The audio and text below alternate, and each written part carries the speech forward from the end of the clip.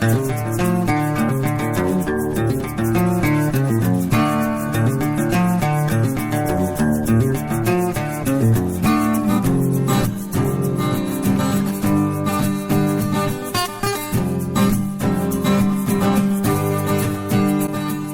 to another episode of Reseller Evolution. My name's Scott. And I'm Carl. And we're back, Carl. Were we gone? I was. Yeah, I took a little hiatus. We traveled the world in 7 days. I don't know. No, just been busy. Only moving house. What excuse is that? Yeah, I know. Well, it's just been so hectic. Like, we're trying to keep ahead of the game, and we're doing very well at doing that. I think we're well ahead. Steph has her friends. I don't know. I think there's like 5 ladies who volunteered to come, and I'm like, well, first of all, let's here. I'll just say this out now. I know Steph's going to listen to this show, and then she'll realize how funny it sounds when she says it. But they're coming down to help, right? They're going to come and help for a day. Yeah. And I'm like, what are they going to do? Because most of this stuff is packed, and the other stuff is stuff that they're not going to be able to lift. They can't put a dresser in their car. You know what I mean? The only one of them has a pickup truck. And she goes, well, they just want to help. I said, okay. I said, so what time are they getting it? Well, Jody and I are going to get our nails done at. So I'm like, that doesn't help when you move. That's the last thing you'd want to do, I would think. And I'm like, so you guys are going to go get your nails done. And then after a couple hours, you're going to come back and you're starting to pack. I said, you're going to break a nail. You know what I mean? Like, she goes, well, we just want to hang out. And I'm like, okay, well, then go hang out. But don't tell me you guys are moving. You know what I mean? Like, just expect nothing and then you'll be okay. It's just, but it's emotional moving help. Emotional, yeah. Okay. That means they're going to dictate, and I'm going to be the one being told what to take out to the vehicle. Normal, yeah. Yeah, total normal. So anyway, no, I just figured there's going to be 5 or 6 vehicles here. Mm-hmm. We should save a certain portion of the stuff, load up their vehicles, and then take it over. Yeah. And then I'll concentrate more on the furnitures and stuff, like a couple times a because we got a storage unit. We're just taking stuff and packing that. Mm-hmm. The problem comes right now is that we're out on the 27th and we can move in on the 27th. So it's not like we have a week to move out. You know what I mean? So we're trying to organize it so we can be fully moved out like the 25th or the 6th. And then we'll move in there on the 27th as soon as we get the keys. So anyway, that's the scoop. So it's kind of just trying to keep ahead of the game. Right? Because I have a lot of stuff, and then we have our normal living stuff on top of that, right? So it kind of there's a lot of stuff here, probably more than the normal household, just because of the eBay reselling aspect. That's half my stuff now. It's just boxes. Yeah, it's just thankfully a lot of it's already kind of packed. If I had to move, yeah, I wasn't that fortunate. Everything you don't use the storage you don't use the storage box inventory system, right? I don't think. Like, do you have labeled like all my boxes are labeled, and I have like whenever I list something, it goes into a certain box with the inventory number on it. Do you do that? I can't remember. To a degree. Like, I mean, all the insoles are boxed like that. All my toy soldiers get boxed like that. With the inventory number or just boxed? They get an inventory number. Okay. Yeah. Now everything else kind of has a shelf number, but it never seems to like it's inventory based on shelf. Yeah. But it never seems to work out because I always end up shifting it. So you got to remember, I took out probably 100 items just clearing the inventory, but I only have 500 something items. Yeah. You know what I mean? I that's probably misleading because I have a lot of insoles which are multiple quantities. So I have listings for 500 something items. Some do require multiple quantities. Yeah. Which I guess does increase the amount. But anyway, but I haven't gotten to the point right now where I put things in boxes. If I was doing clothing or soft things, but I don't want to put like a car horn and battery coil wooden things and everything in a box, because when I have to dig through it, I would end up breaking it, or I'd have to take everything out of that box until I found that item, and then put everything back.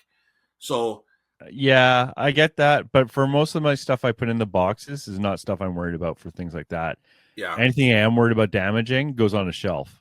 yeah, And I don't even put an inventory number for what shelf it goes on because I don't have enough of that stuff that I can't find it. yeah. That's the thing. Like I do have the inventory numbered system, but I don't really follow it like I should, because I don't have enough inventory to worry about that. Like, Yeah. I don't have enough listed inventory. You know what I mean? And the toy soldiers, honestly, like I'll list them, and I put them in these, the old pop trays, the cardboard trays. Yeah. So I set them up there, and each time I list something, I take a piece of green painter's tape, write a number on it. Right now, I'm at 625 is my next listing number. So that will go on a box. Every time I list it, that goes in a box. So then when I can, that's complete inventory. But I usually have 2 trays here. But by the next day of listing them, at least 30% are gone before I can even take it up the stairs. Yeah. Just in the next day of listing. Okay. So it takes a while for that to build up, because the more I list, the more of the older stuff starts to come out too. So it's just weird that way. But other than that, I guess that's a long way of saying, other than that, I really don't have that boxed inventory system. I think that's good for clothing. I guess I did sort of do that again for the other thing I did sort of do it for is for my Warhammer books, because I had so much Warhammer books, but they kind of just all went together, and then I would just look for. But yeah, honestly, I wouldn't do that inventory system for books like that. Yeah. And my other books, I don't. I have an area for my books. Yeah. And they just lay on top of each other, and I can find them that way. Yeah. Mostly my boxes are filled with things like toys and stuff like that. What I do is sometimes, like, if things are like my Funko Pops, those goes on shelves because the boxes are so important. Like, I would never put that in a inventory bin just because the case for damage. But most of my stuff goes into, anyways, inventory boxes. So, anyways, how do we get down this route? I think I asked. You asked a question. I asked a question. But no, everything's going good. Like Saturdays, like it used to be Sundays, but in the last month or so, the Saturdays are the big days. Sunday was okay. Wasn't as bad as, I don't know, the previous week. I'm trying to keep up to what we talked about last week that we didn't air, just because I didn't get a chance to edit it. But basically, my Sundays aren't as good as my Saturdays, and my Saturdays have been killing it. Yeah. But the booth is really holding its own. It's doing very well. It's right where I really like it to be. So that's good.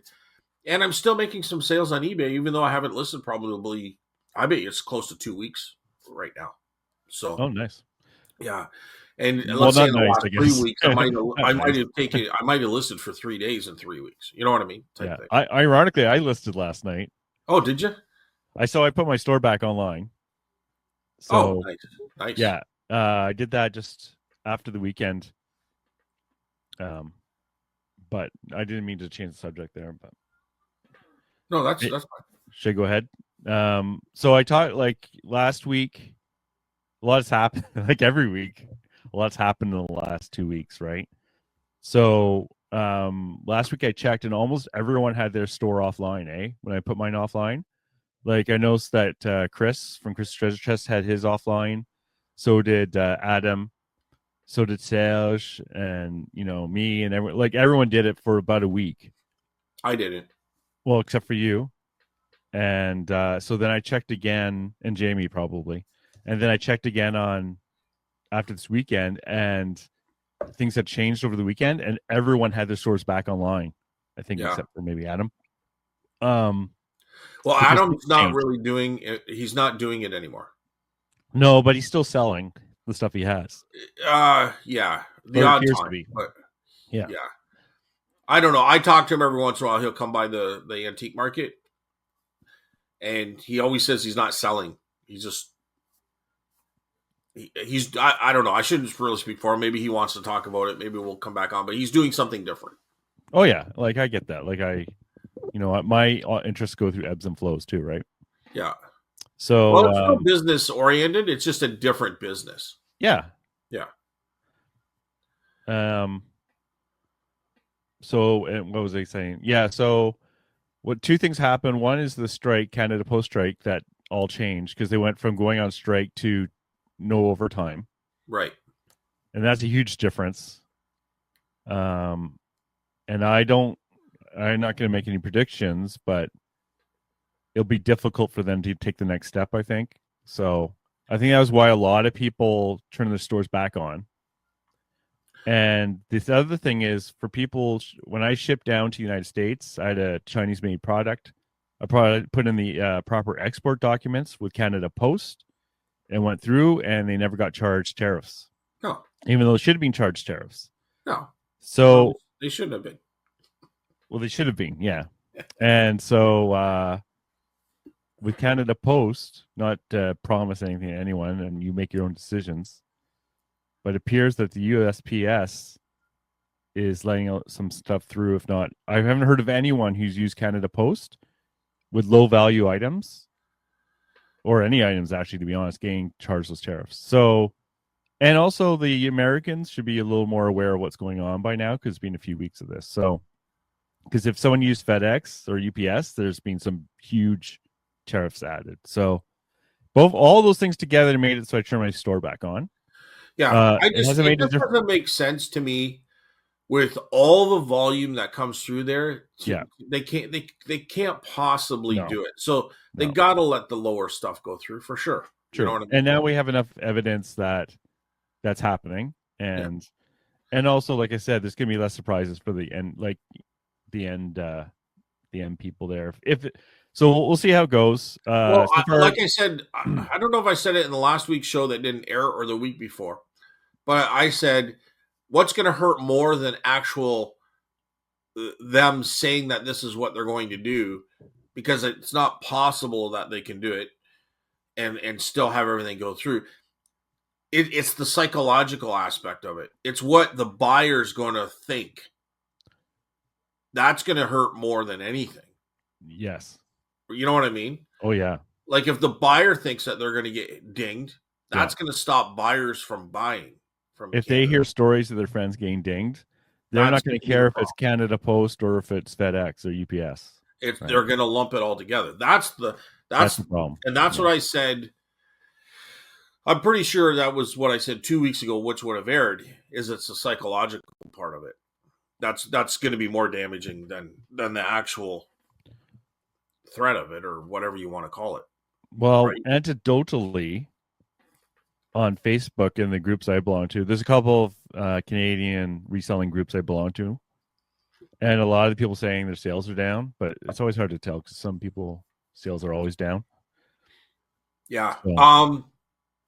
I mean, last week my sales, and I've said this 1,000 times too. What hurts my sales is me not listing, right? Mm-hmm. And I haven't been listing. But just to kind of put it in perspective here, like I've been selling books, many toy soldiers. We talked about this a lot, but VHS tapes, the manuals, the manga, DVD stuff.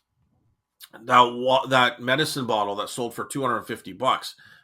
Now you guys are going to miss that conversation because I didn't air that show last week, but those are the things we talked about. A mirror from a carnival mirror, many toy soldiers, wooden, those coil bottles. Like, I don't know. I'm still selling stuff. Insoles. Homies. The homies sold. Dude, I bought 11 packages of those. I love homies. That's the only one that didn't sell it. Hung around for like a year, maybe 2 years. I don't know.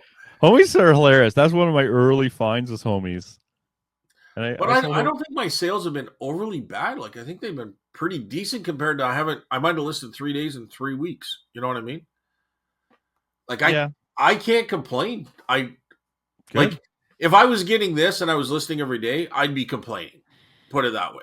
But I Hmm. haven't been listing. So I can't really complain. If I just got one sale, I'm pretty much gonna have to say it's my fault, right? So but Well, yeah. I We'll haven't had a see. problem with anything. That's kind of where I think I was going with that. But Well, for me, it turns out having my store on or off doesn't really make a difference. shut up, whatever. I've had no sales since I turned it back on. Yeah, because it's going to take probably a week for you to get kind of the rhythm going again, dude. Well, I actually You know, listed last night. like Jamie said that himself. He said that when he goes on vacation, it takes a little bit to get that going again. I sent out like 80 offers. That's how many I had saved up. Yeah, 60 to 80. I can't. Maybe it was 60. Yeah, Wow, a lot, and I got that's nothing a out of it. lot. Yeah. But I'm bad at that. I always forget that exists, even though it's so good. It's so yeah, good at send offers thing. I forget it exists. And the funny thing is, .ca and .com is separate, eh? So you could have offers you can send out on .ca, yeah. and .com is a separate list, and they don't overlap. Oh wow. So, yeah. So if people don't know that, and you list on both, you could be missing out on sending offers. So, tip of the week. Tip of the week. Holy Christ. Yeah, no, I'm not saying that. Damn it. We're not starting that one, eh? No, I'm really happy actually that I don't have to come up with bolos this week. We can just use the ones from last week since no one heard it. Yeah, yeah. Well, they're going to have to wait an extra week, which they didn't realize they were going to have to wait a week for my big bolo that I'm going to announce now next week, which would have been this week. But What? Come on, man. It's too early for that. but yeah. So, anyways, sales of the booth have been good. eBay, I think, has been good.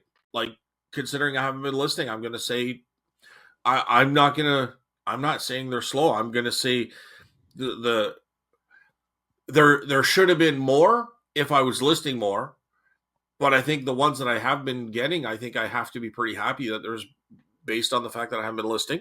However, I did find time to buy. Of course you found.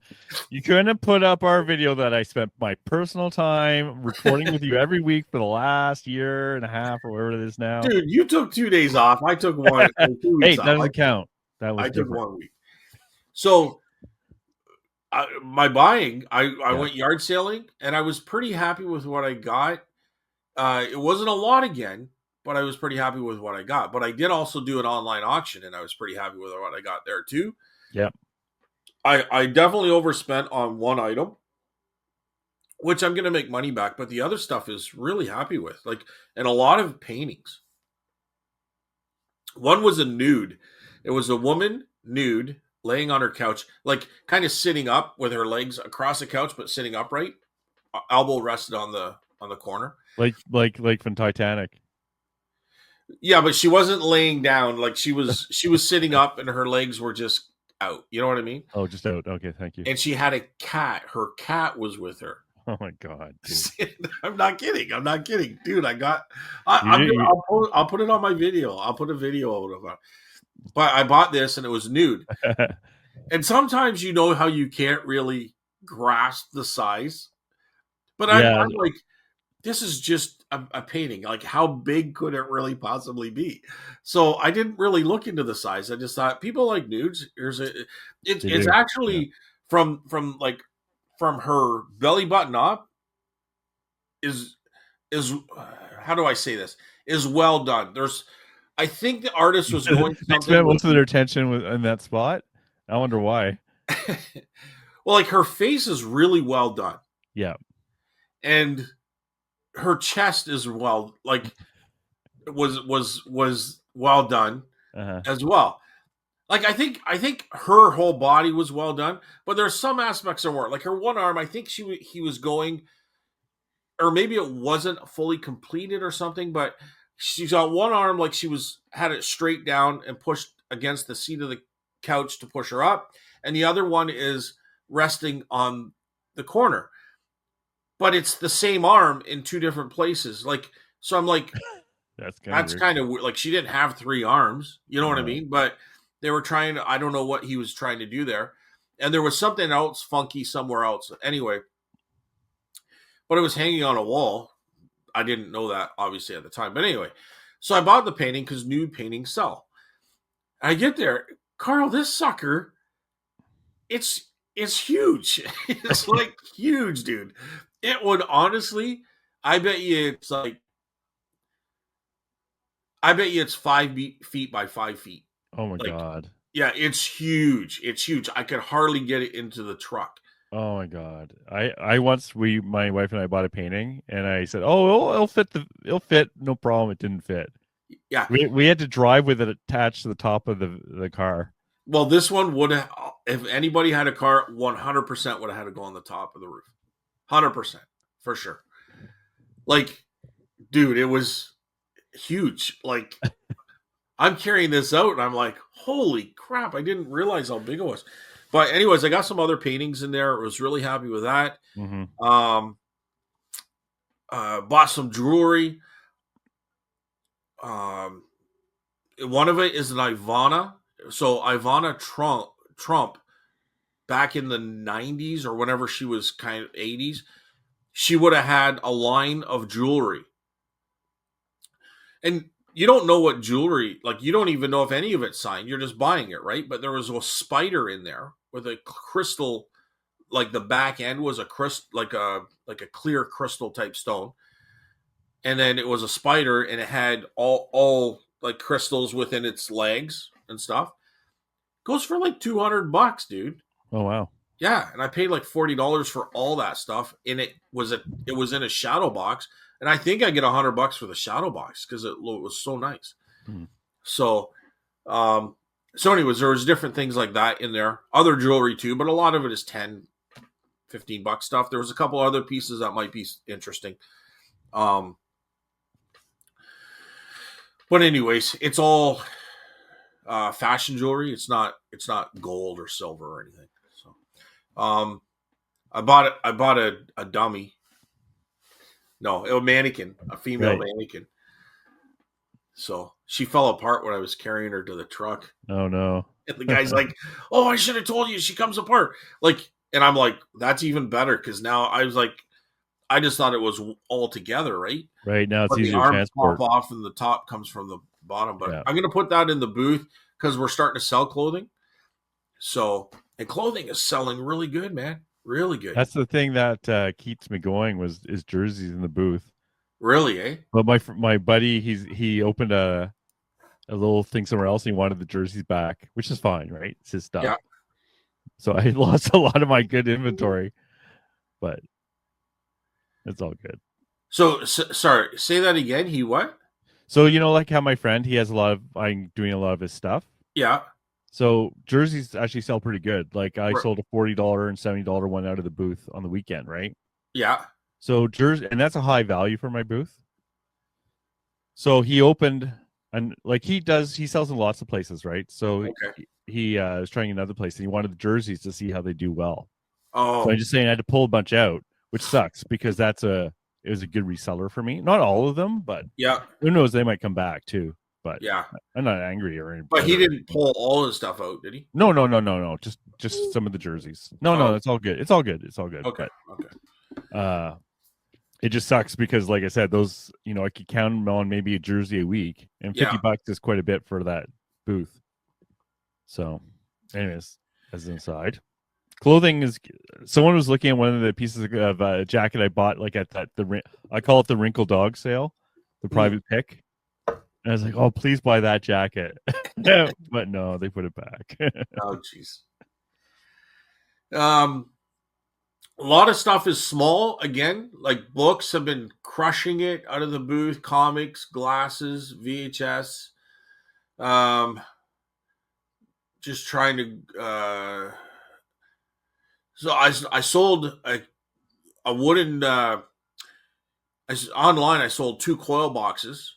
Those car ignition things. Yeah. So they're all gone, but I still have the metal boxes. Mhm. But one of those was sold. a guitar. So I'm just trying to think here. A lot of small stuff. A lot of DVDs, horror DVDs. I think some guy came in and bought like 15 of them. Yeah, horror DVDs are good. Actually, I was talking to Bill at the market, and he was saying, yeah, he holds on to a lot of the DVDs I bought. Actually, was him reselling them. Yeah. So, but he holds on to the horror ones because he's a collector. Well, no, he knows they sell well. Oh, okay. So he's not reselling those, right? Yeah. Books, hats, everything here is $15 or less. A Juicy Couture outfit. Do you remember me talking about that for a while? You have to remind me. Okay.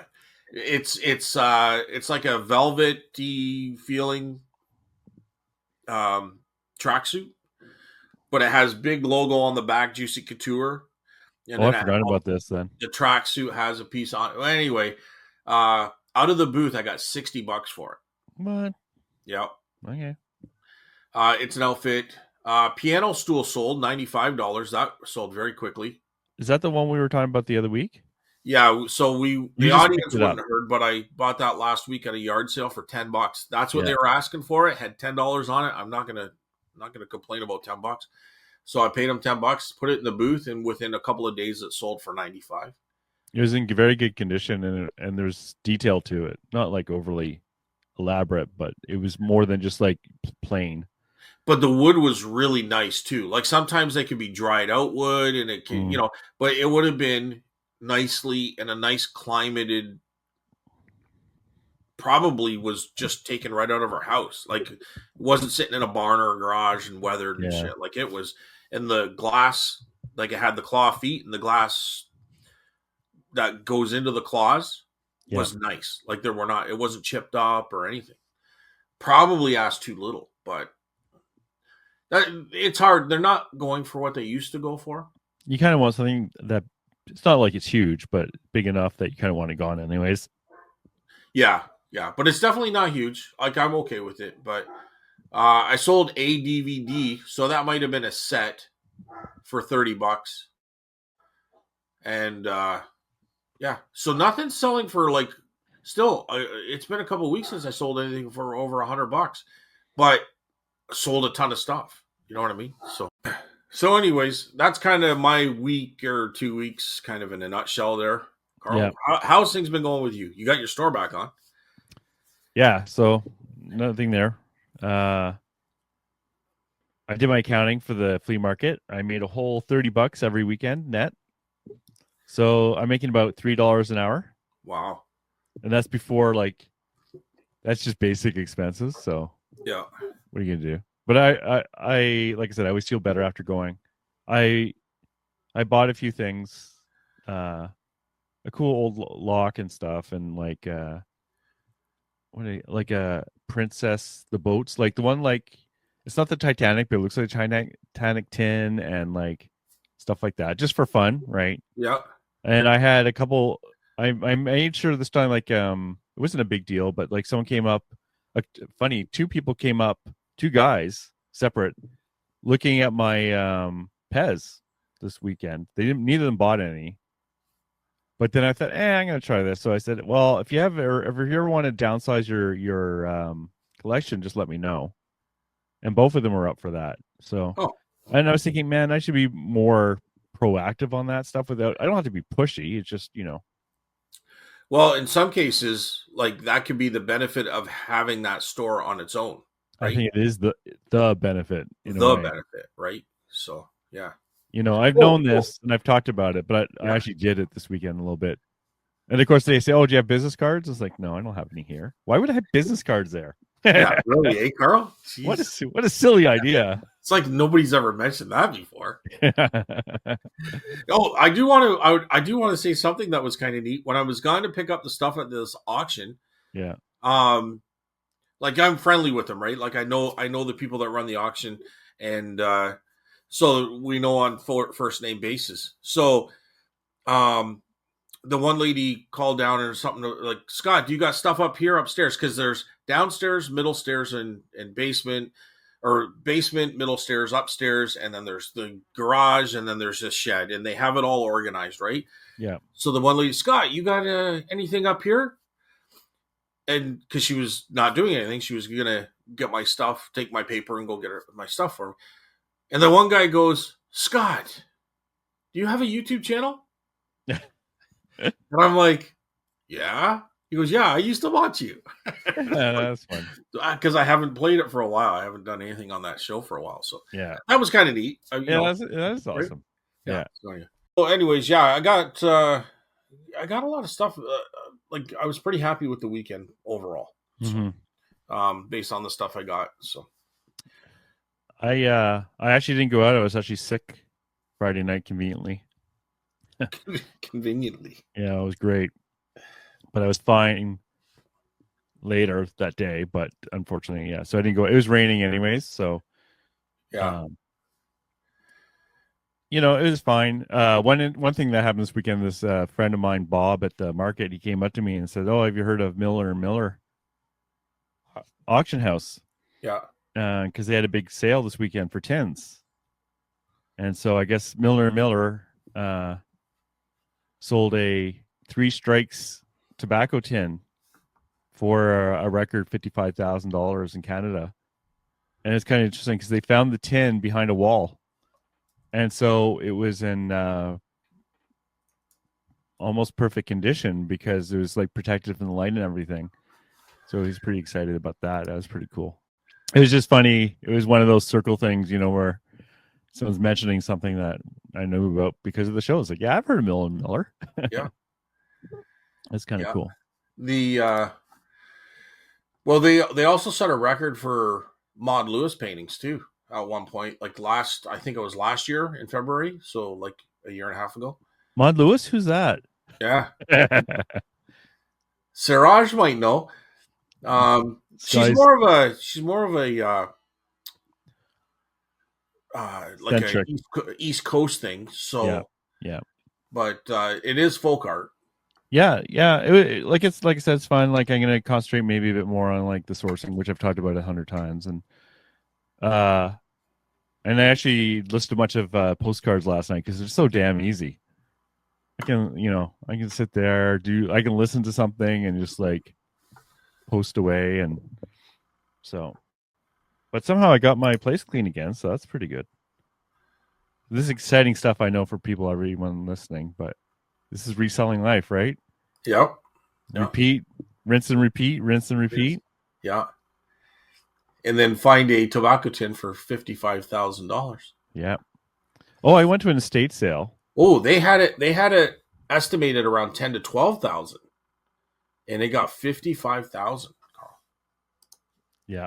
But their estimate was still quite high. Like, it's hard to. It must be really like it's the same with us. It's hard to estimate the weird things, like the one of a kind things. Like it's easy when you have like 100 sales all of the same item,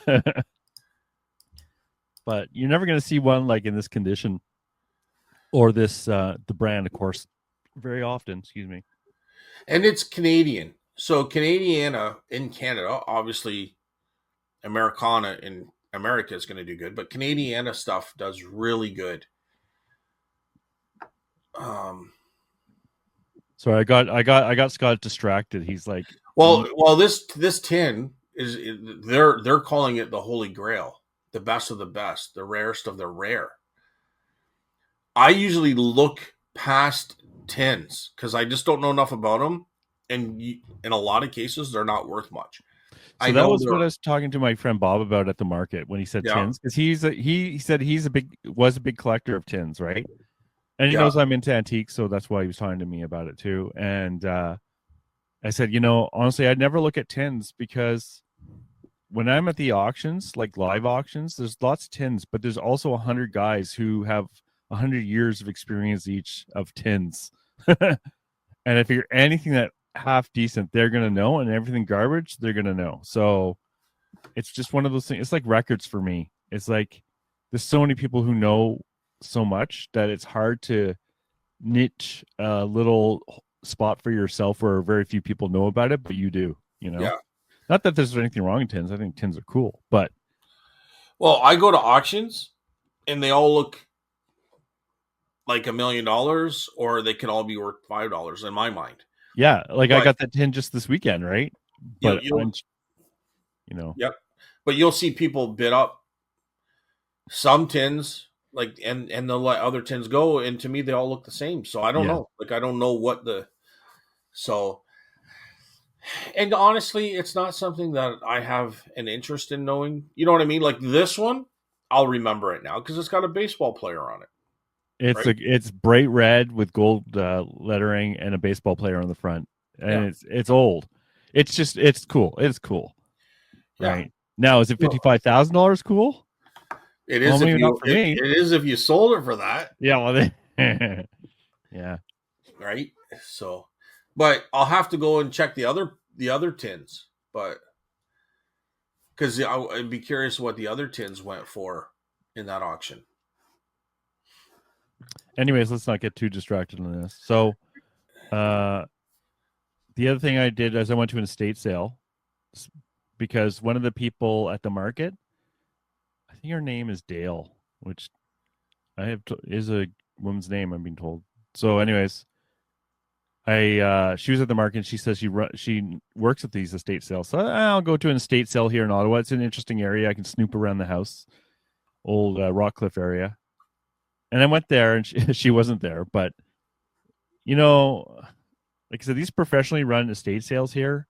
I look at the prices, and there's no way to make any money off anything that I ever see. So it kind of reminded me not to go. Maybe on the last day, but on the last day is usually Sundays when I'm at the market, anyways. So, but it was kind of cool. Like they had cameras like for $100 or $90, right? Like I'm not gonna buy that camera and it might not work. And for $90, this Right. just is worth 100 maybe, or even could be worth 50. So it's like, I get it. They're trying to get the most value for their customers as they can, right? The funny thing is when I talked to Dale about it after, it turned out we were neighbors. She was the next street over when I grew up, so it was kind of fun. But that's despite And that. I just kind of want to bounce back to this. Right. Like in a lot of cases, the only place you're going to get this kind of money is at this type of an auction. Mm-hmm.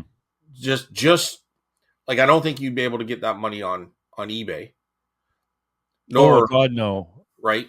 no, no, no, And even if you could, like, I don't know if you no would way. trust the system enough, No, I would not. I know there's no way. right? No way. No way. And you're not going to be able to put it in a local auction or on uh what's that one you buy off of Max sold. Max Sold. Like, I don't think you'll see that kind of money on Max Sold. No, no, no, no, no. You should It's never going to touch have to be it. No. put in a high end auction Yeah. where high end buyers and collectors are Yeah. going to be at, right? Yeah, So, and you're gonna pay a higher seller's premium, but you're gonna get a better service. but these guys will not put a tin that's worth $100 on their site. That tin No. has to be worth $300 or more, It's gonna be curated auction. Yeah, right? So they cherry pick. they should. So just not everything should be sent to Miller and Miller because they're not going to take anything. They're going to cherry pick the best of the best, right? So just to keep that in mind. But Yeah, there's all types of, like there's an auction here. I'll look for my, like if I'm looking for portrait miniatures, I'll look at, because they would have stuff like that yeah, if they ever show up. Where it will never show, it would rarely show up on other auctions because it's just too high end, right? But I'll never buy from those auctions to resell usually, because usually it's for high end collectors. and Ben's the one that set me up with the toy soldier pick. Yeah. So, all right. So, anything else, Carl? I don't think so. Like, just la di da stuff. Like the weather's changed, thank God. We had like 10 days of like depressing weather, and now it's 26 and sunny, just the way I like it. Now that the store is back online, maybe I'll actually list some of this stuff. Yeah, you know what? Like nothing really exciting, for the booth. I'm not sure what I can really change at this point.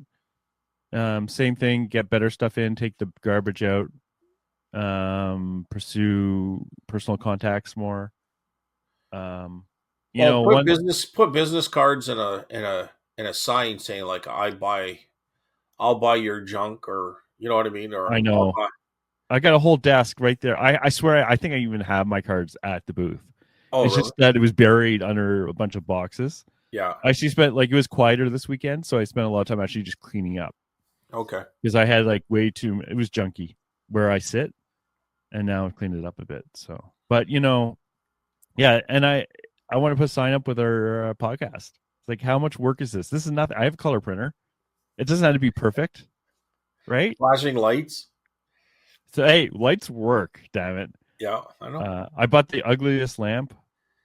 Amy will never listen to this, so it's okay. I said, "This is an ugly lamp." She said, "Oh, I kind of like that lamp." I was like, "Oh my god."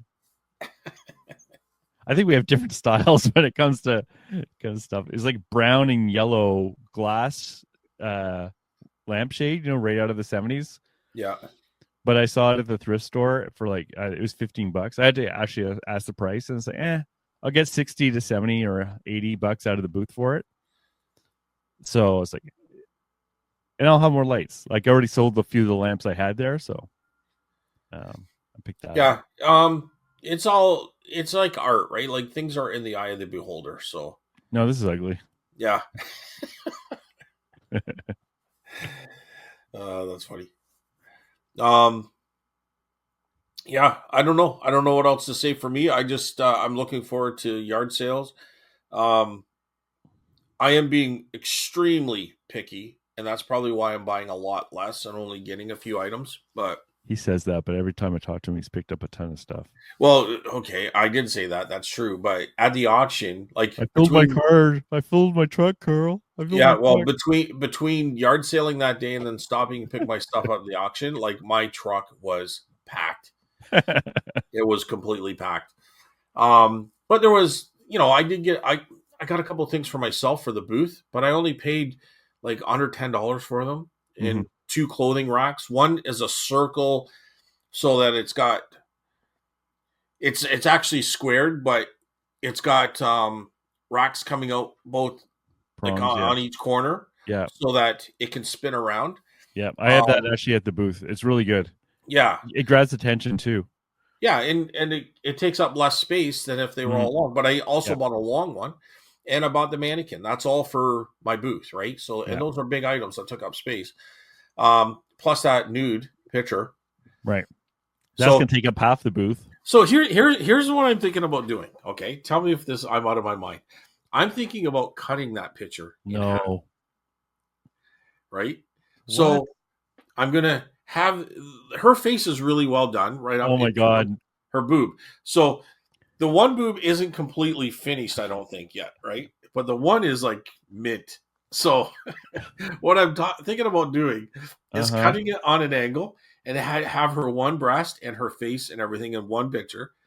And then on the other picture, I'm going to cut from her waist down, and her cat and her private area is all displayed, and it's on a couch. So I'm going to put that as another picture, just saying my pussy. It's pussy cat. I'm just staring at him with my head resting against the wall. So so now I've got two paintings for the price of one. What do you think, Carl? I think that's stupid. What are you talking about? Why would it be stupid? You're joking, right? No, I was really seriously thinking Really? about Are doing you it. really serious? Yeah. So what about the frame? Oh, I can make my own frame. You I, gonna I make a find frame? frames all that you can make your own frame. You don't even have to. You don't Well, you even can have do to anything. have a Doesn't mean frame. I'm gonna do it. What's that? I can do anything, but it doesn't mean I'm gonna do it. I'm asking you. Do you think that would be really good? I No, think that would be good. no. Just because it's so big. I think you're screwed. How much did you say? How do you want to say how much you paid, or Yeah, you? I'll tell you how much I paid for Well, it. I just think approximately. You don't need to look it up. $4. Oh, $4. Okay, well, screw that then. Who cares? Cut away. I'm going to tell you exactly. $4. That's funny. I'll tell you exactly what I paid for it. Don't you hate when you're like umming and ahhing over buying something? It's like $2, and you're like, Carl, it's $2. It's like you're gonna be okay if you made a bad decision here. I don't 100% know, but I will tell you how much I paid for it. Oh, I believed you. Well, I'm gonna tell. Okay, approximately $20. Okay, Right. still for a paint. Yeah. Then I started to think about it because like $20, I'm hoping to get 50 to 60, and I don't know if you're gonna get. I don't know. Oh no, he's gonna show me. I don't know if I want to see this. Yes, you See, this is advantage for everyone who is just listening to this with audio. do. You don't have to see this picture coming up. Oh my god. Oh, that is weird. See how the Okay, hand. there's a third arm. This is So so weird. I think that's her original positioning. Okay, this should be the thumbnail, but you're gonna have to put little doodads over her doodads. I could. Oh, It's okay. I seen it. I don't need to see it anymore. Yeah. so you see where I could cut right across the here, go up to the leg No, there, no, it won't and then work. there would be this. If the cat was moved over so you could like do a diagonal, it would work. But now you're just gonna have to do this lopsided jigsaw puzzle. It looks like an unfinished painting, to be honest. I think it was unfinished. Um, but I don't know why it was unfinished. It kind of looks more than You know what? I would unfinished. sell it as is. And if it doesn't sell, then use it as target practice. But Oh, it's gonna take like, up so much room. I don't know. Like up close. I know it's a little bit blurry or pixelated or something, but up close, it's actually kind of well done. Like, I mean, Yeah. it's. Well, if I it's don't. not finished, doesn't look finished. So they obviously finished some parts of it and then just gave up on it. They just didn't feel the flow for it. I think that the arm when it's down was like they changed midway the positioning, and then she put her arm up on the couch. So Oh they yeah, they yeah, need yeah. to. He was putting in some sort of blanket or something in the background to cover that up with blue, Mm-hmm. and that was not finished. And the one breast was not completed either for whatever reason. But I don't know. I think I could make that into two paintings. You have fun with that, And I'm going to put $1,000 each. and you're gonna get it. Put in Miller. Say, hey, I got something great for you, I got Ben. some folk art. I got something awesome for you, Ben. I got some Canadian.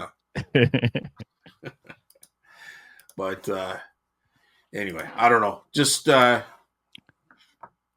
the sort of thing. If I brought home, my wife would be like, "What the hell did you buy now?" well, it's in the storage unit. Okay, that's okay then. I saw it. Yeah, You went straight to storage unit. yeah. But I did get some other good paintings in there as well. But Mhm. that picture, dude, this painting is huge. Like it's 5 feet by 5 feet. It's Did they like put the measurements in the listing? They must have. They probably did. You just didn't think of checking it. I never check it. Like okay, so I guess it's 4 feet by 4 feet, 46.5 by 48 Big enough. inches, right? So four Yeah. feet by 4 feet. Speaking of 4 feet, you know what I got this week, Carl? A life-size Ninja Turtle. Oh yeah. I didn't know. Okay, so I'll let you tell the story before I interrupt you, which is too late. Okay, so I go to this yard sale, and you know we always complain about people asking too high of prices. Well, sometimes I got to complain because people are asking too low of prices. 10 cents for a Yeah, what was it? blow mold Blow Santa. mold for 10 cents. I only So have 10 cents. I know. So the reason you get out there early is because you get first pick of first stuff. They were bringing stuff out of the house, and I'm going through their stuff, and this kid brings out this Ninja Turtle. I said, "Oh," I said, "How much on the Ninja Turtle?" And they're like, "Well, how much? How much do you want to pay? You know what I mean? Like, what do you think?" Fuzzicles. So, anyways, they ended up saying the monitor ends up asking the kid, who's about 13, and the kid's like $5. And then I'm like, I'll give you 10, right? because I'm figured it's got to be worth at least 60 to 80 bucks is my thoughts right off the bat, right? It's a huge Ninja Turtle.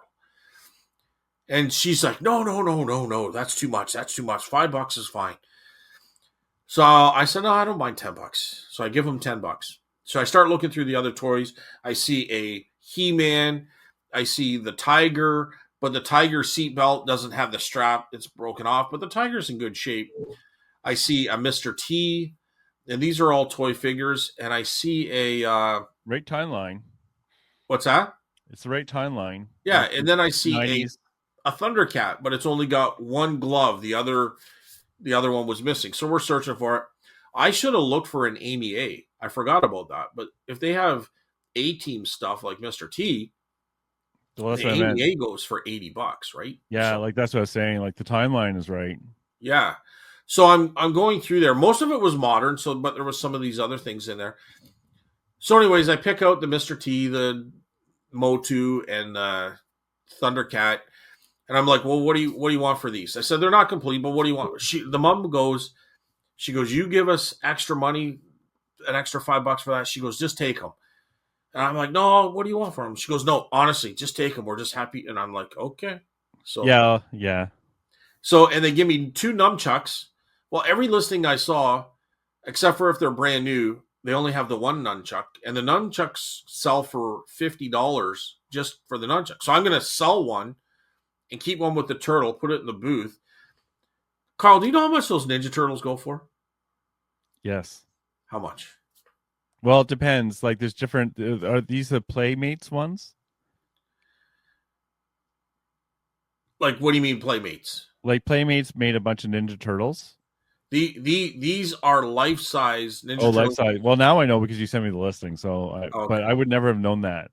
Okay. So you sold it for $250. I know that.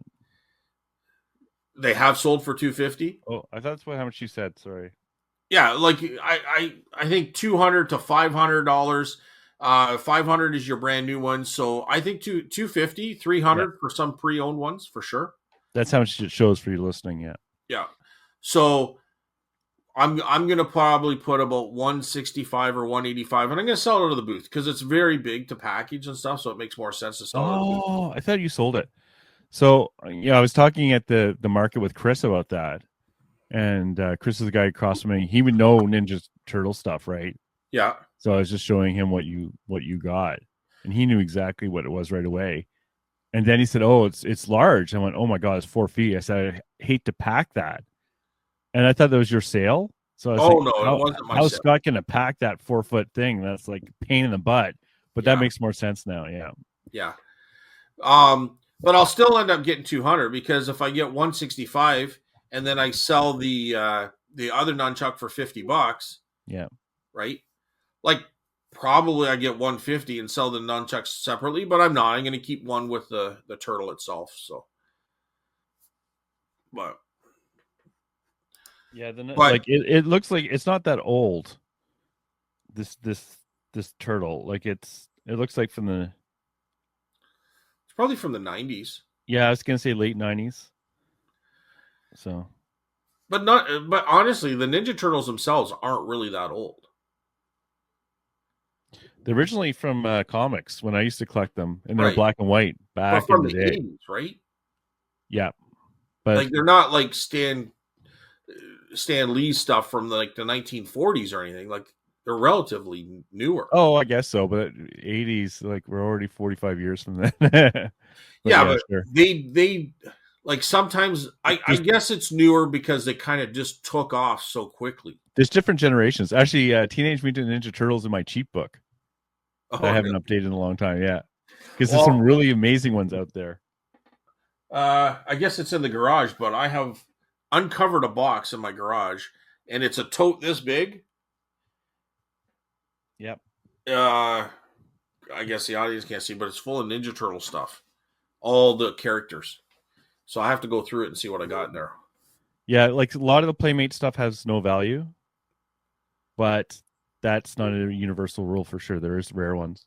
Yeah. The hard part too is the parts. So actually, the accessories. The accessories. So actually, I have a bag of the accessories. Yeah. And I'm holding on to them because the accessories are worth more than anything else. And then I'll complete Playmate stuff if I get it cheap enough. I'm not going to pay a lot for Playmate because like a lot of them are worth like $5, $6, $7, right? But Well, the Bulova stuff can be I can bag those up and put them in the store. Yeah.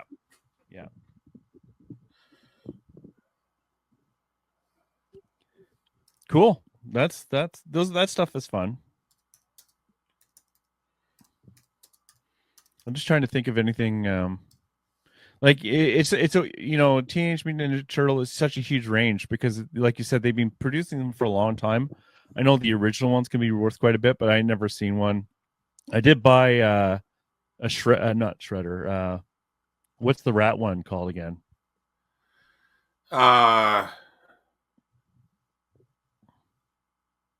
I can't remember. I can't remember his name right now. Yeah, but he's the one that taught them, right? That's right. He'll come to me later. So I bought one of the ones with him, which was fuzzy and stuff like that. But even that's not worth that much. I'll probably break even if I have the accessory for him. So it's just the way it is. That's okay, dude. I think Ninja Turtles is making a comeback here because 1989 Playmates Teenage Ninja Turtles. Oh, these are giant size. There's 13-inch figures complete. 10 bids at $422. Well, that must be pretty rare. But a lot, like, take a look at Ninja Turtles and what they're. The generation for collecting is perfect though, because that generation now wants their childhood back and they have money now. So yeah, that's the classic example, right? So I'm thinking, I'm actually surprised with what I'm seeing for values. So maybe they're all of a sudden they're worth something now. Well, to be clear, I'm not saying they're worthless. I'm just saying in general, the normal figures are going to be worth like not a ton, but there is enough examples out there that I'll buy them blind like if I'm getting like a baggie of them or something like that. Yeah. Or the parts. I'll recognize the parts because all the parts are like neon colors and obviously ninja weapons and stuff like that, right? Here's one. It's a scratch. It was graded 85 plus, 42 bids. Guess how much it went for on eBay? No idea. Take a guess. 3 million. A little bit less. 250. Like million? No. Dollars? Yeah. 3,210. Wow. I think it's time to start taking a little closer look at Ninja Turtles for a brief moment, because I know I've been letting them go very, very cheaply out of the booth because I was in your boat. I'll have to update my book. Yeah, we're gonna have to take another look here. Maybe that should be in our bolo. You're ruining my bolo for next week. Thanks. Well, it might be something you consider. Like Ninja Turtles to me was a little bit weaker, but I'm seeing some really crazy prices here, and I don't know why I'm seeing them for like they're 1993 Playmates Teenage Mutant Ninja Turtle Giant Troll. Okay, giant ones. Giant, but it doesn't matter. It's $870, Carl. That's a giant amount of money. It does have a line through it, but they probably settled on 700 or 600. It actually has a line through it, eh? Then here's a with eBay for that. First pitch turtle bronze statue patina. Oh, bronze statue! Come on. No. I'm just reading it. It doesn't really show anything. It looks like it's still in a wrapping. 655. Here's Raphael with accessories. Mezco, 228. Four turtles. I don't think they got the weapons. $62. Like there's something going on here where some of them are crazy money. So I'll have to look into finding out why they like Shogun float, Grail with all the stuff, like $1,000. I once, like I've talked about this before, but I made good money off the Technodome for Teenage Mutant Ninja Turtles by just taking it apart and selling all the parts separately. Yeah. That's because it wasn't complete. That's why I sold it like that. Yeah. Huh. I think there's a bit of a bounce here with the Ninja Turtles, so I'm gonna have to take a closer look. You heard it here first. Yeah, Tune like, in. honestly, The latest, I've been the same boat. Like none of these really had any big values, right? Here, Hotspot Teenage Ninja Turtle 1993 Playmates figure, $483, and I don't think he has the accessories. And it's Hotspot Vintage TMNT. So some of them are going to have some crazy prices here. Anyway, I don't want to go too much. $276 for the complete Metrodome. It looks like the newer one. Yeah. Like, I don't think it's the old one. I think it's kind of a newer model. A repop? Or a new version, because they kind of lower the age bracket, it feels like, for some of the newer stuff. They more like smooth them out and less about the violence. Each generation gets less violent. The first ones were pretty, black and white swords. Yeah. Comic. Well, here's comics, Image Comics. Here's another Hotspot that sold $480. So the dog with he's got a fire helmet on, but he's yes. That one actually, yes, I know what you're talking about without looking it up. Yeah. Okay, so he's a good one. I'm gonna go check my bin for him because he doesn't even have accessories and he's selling for that. It's good to know this stuff. Like, so this is a good This is a good example of like tin box that we are talking about earlier, where a lot of these other guys will have no idea. If those show up to an auction, they'll have no idea. Oh, for sure. Right? They'll have no idea. I'm not saying no one there is going to know anything because, let's be honest, but like you'll have less competition. Maybe that other guy won't show up to the auction. And it's great, but it's exactly what you said. Probably that generation is now the buyer. Mm-hmm. Where 4 or 5 years ago, maybe they weren't quite there yet. They weren't quite there yet, yeah. Right? Because I remember I don't even really look at Ninja Turtles anymore. Right? Hey, one day Star Wars, they'll be giving them away because we're going to be all gone. It's almost there now. Yeah. Like they've come down way, way much. Oh, but video game stuff, everything, right? So, now I'm like, now let's have the show. I want to go check my. No, don't start opening boxes. Dude, now. I have a big bin. I believe you. Like a big bin of these things. I might have one or two, but I know they're not the rare ones. There's probably at least 50 figures in this bin. At least. It's probably more, but at least 50. Like, so there's got to be a Hotspot in there. Hopefully. What's that guy where he's got that pink monster coming out of his gut? Oh. Because I know he's right on top. And he looks like a Technodrome guy. And that one actually is good. If you have all the parts, because there's a big guy with the squid brain thing in the middle.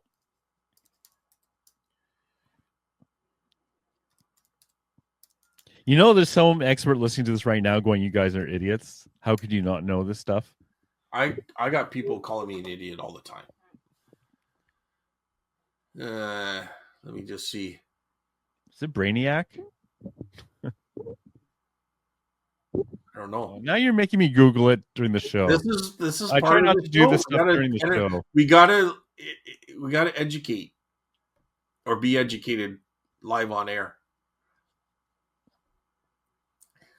Krang. It's Krang is the guy, the brain. Krang? Yeah. Oh wait, there's a Brainiac versus the Krang. So there's both. Oh my god. This is the guy. This guy has $185. One bid, 103 asking. You said there's 50 figures, I'll give you $50 for the bin. Okay. I'll take the figures out and give you the bin. Actually, that was pretty good. I like that. That was really good. I have to try to remember that one.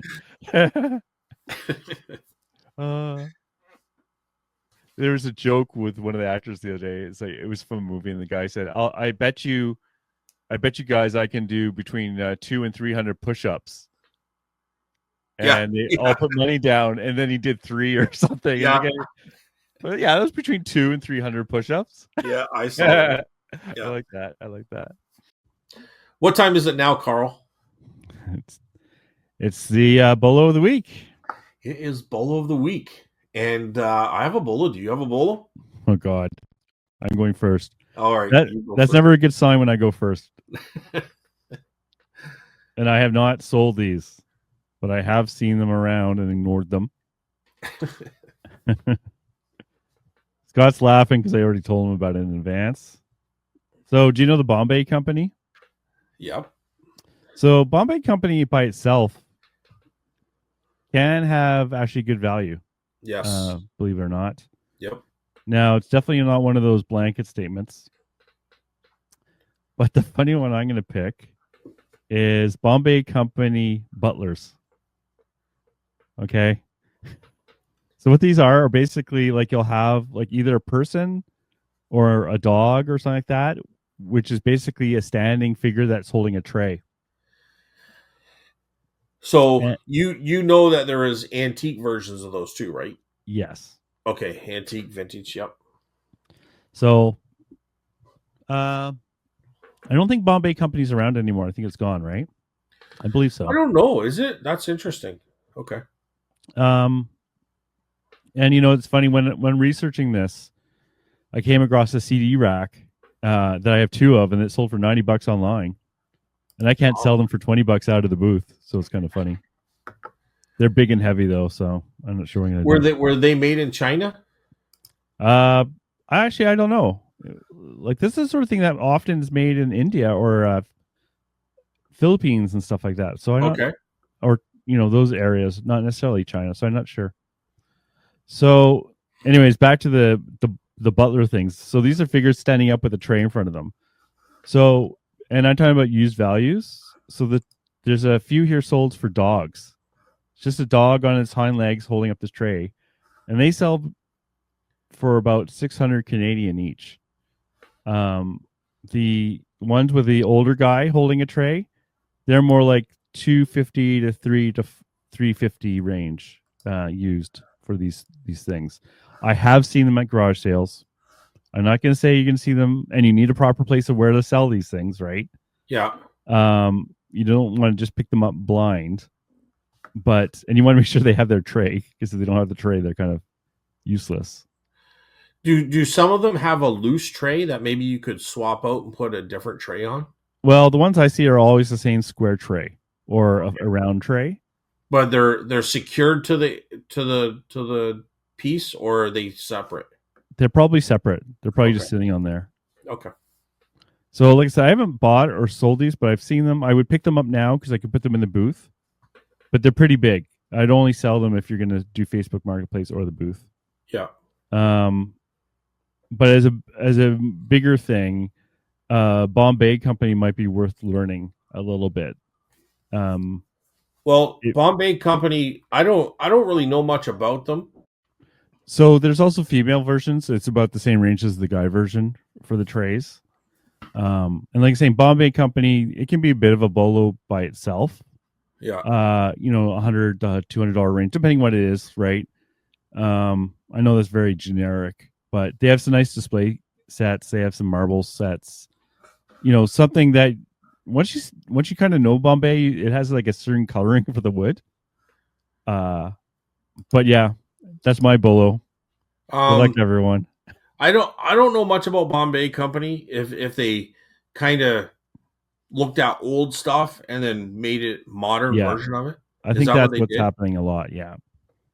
Because I bought a kerosene, like an oil lamp, I should say, like one of those.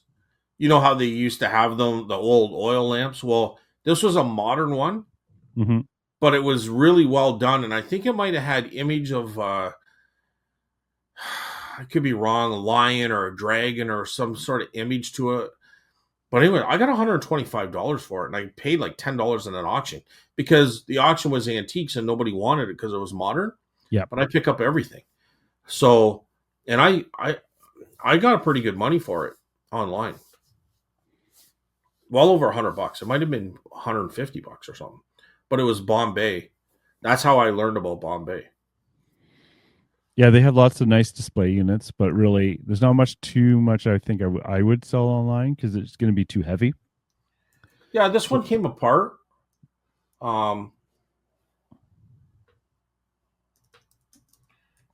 Like I said, I have the CD racks, and online they're selling for 80 to 90, but I'm not sure if they're pretty big. CD set towers. Huh. They're big, right? You said? They're big and heavy. Yeah. Like for an 80, 90 bucks, I wouldn't bother because it's just too much of to be honest, a hassle. But it's hard when they're like $6.99 at the Value Village and you see they sell for 80 to 90. It's hard just to say no, right? Yeah, for sure. I'm just looking it up right now. I can see one similar to the one I sold. And, well, you know what? It sold for $40 now. So I'm glad I sold it when I did. But it was India. It was made in India. Okay, there you go. Yeah. So maybe that one wasn't complete. I can't remember. There's two. Okay, so here's two of them for 38 bids for $269. Obviously, I just sold one of them, but I got 125, 150 bucks, something like that for it. That was a while ago.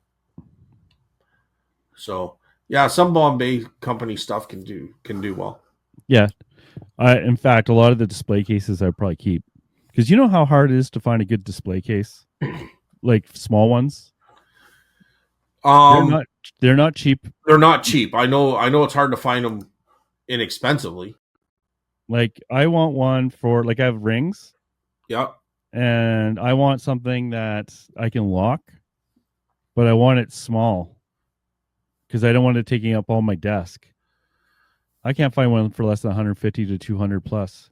Like you mean ones that lay flat? They're about this. They like this, and they lift up. Yeah, square, but can be locked. Yeah. Oh, dude, I got some here. Wow. I get those all the time.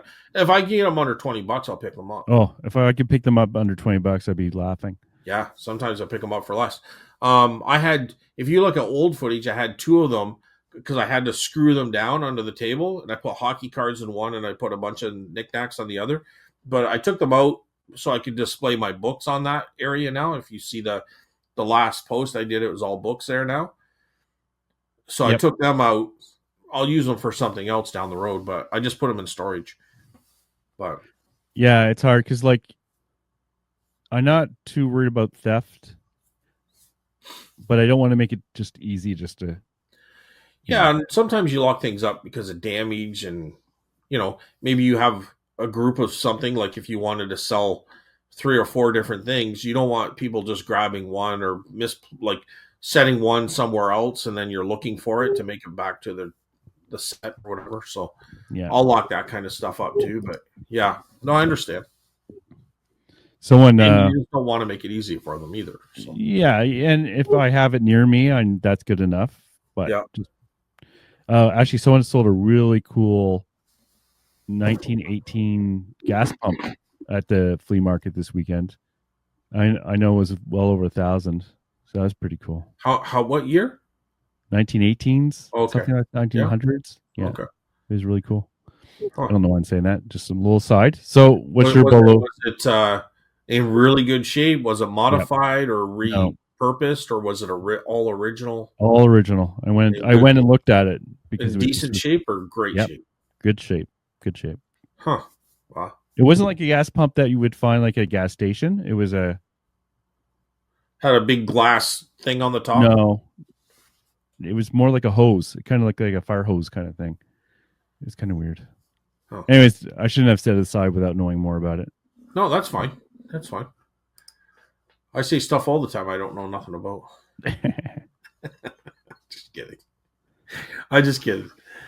But anyway, well, I know I probably do, but here, I'll send you a link to it. Just okay. So is that your bolo then, Carl? Yeah, that was it. Thank you. Well, my bolo of the week is something I just sold last week, but I have sold them before, and they are carnival mirrors. Now, you would go to a carnival, and you would win this as a prize. Okay. And the one I sold this week for $30. I had it listed quite high, I think close to $100. Then I slowly brought it down. I think I had 45 on it. Some guy offered $30, so I sold it to him. But I think you can kind of count on for the most part. I don't know if Michael Jackson's fallen out of favor or something, but if you get AC/DC or you get Led Zeppelin, like sometimes you get over $100 for these mirrors.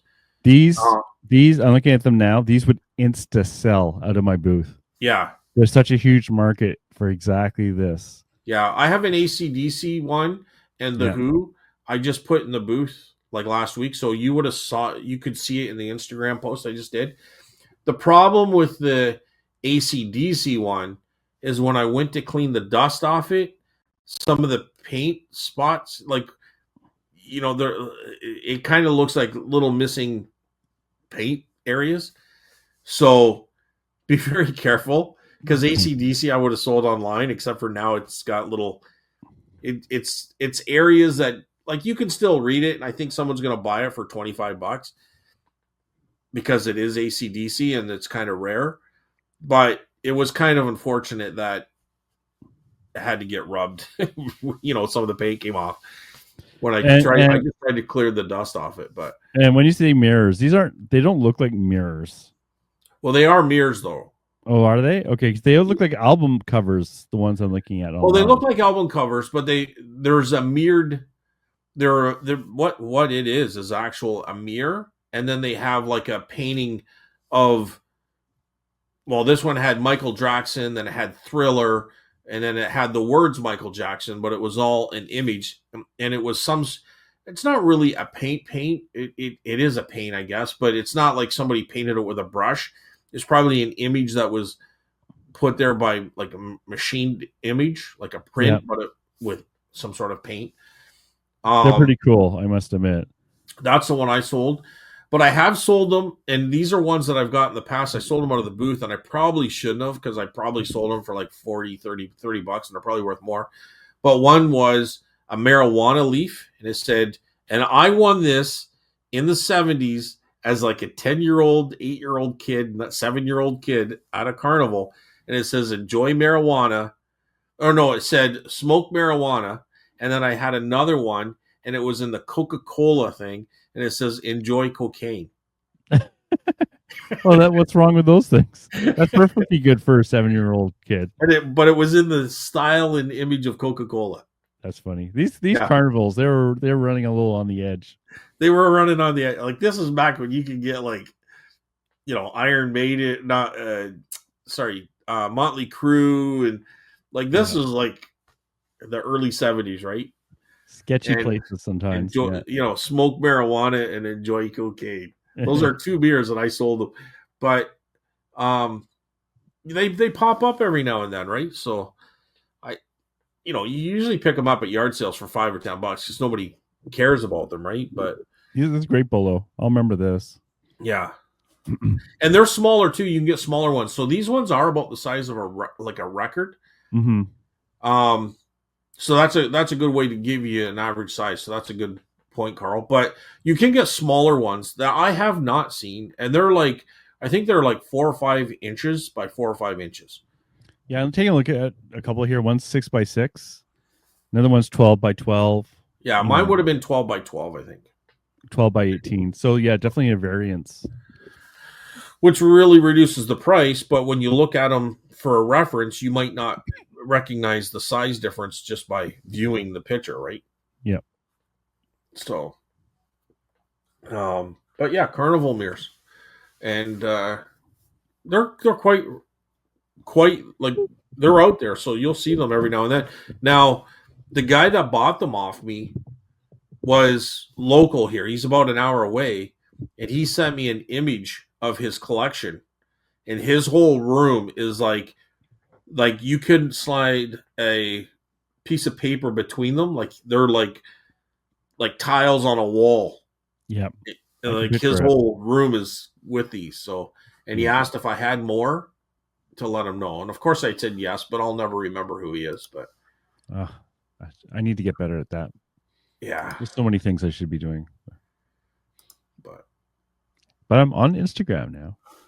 There you go. No, this is great polo. I love it. It's cool. I can see the appeal of these.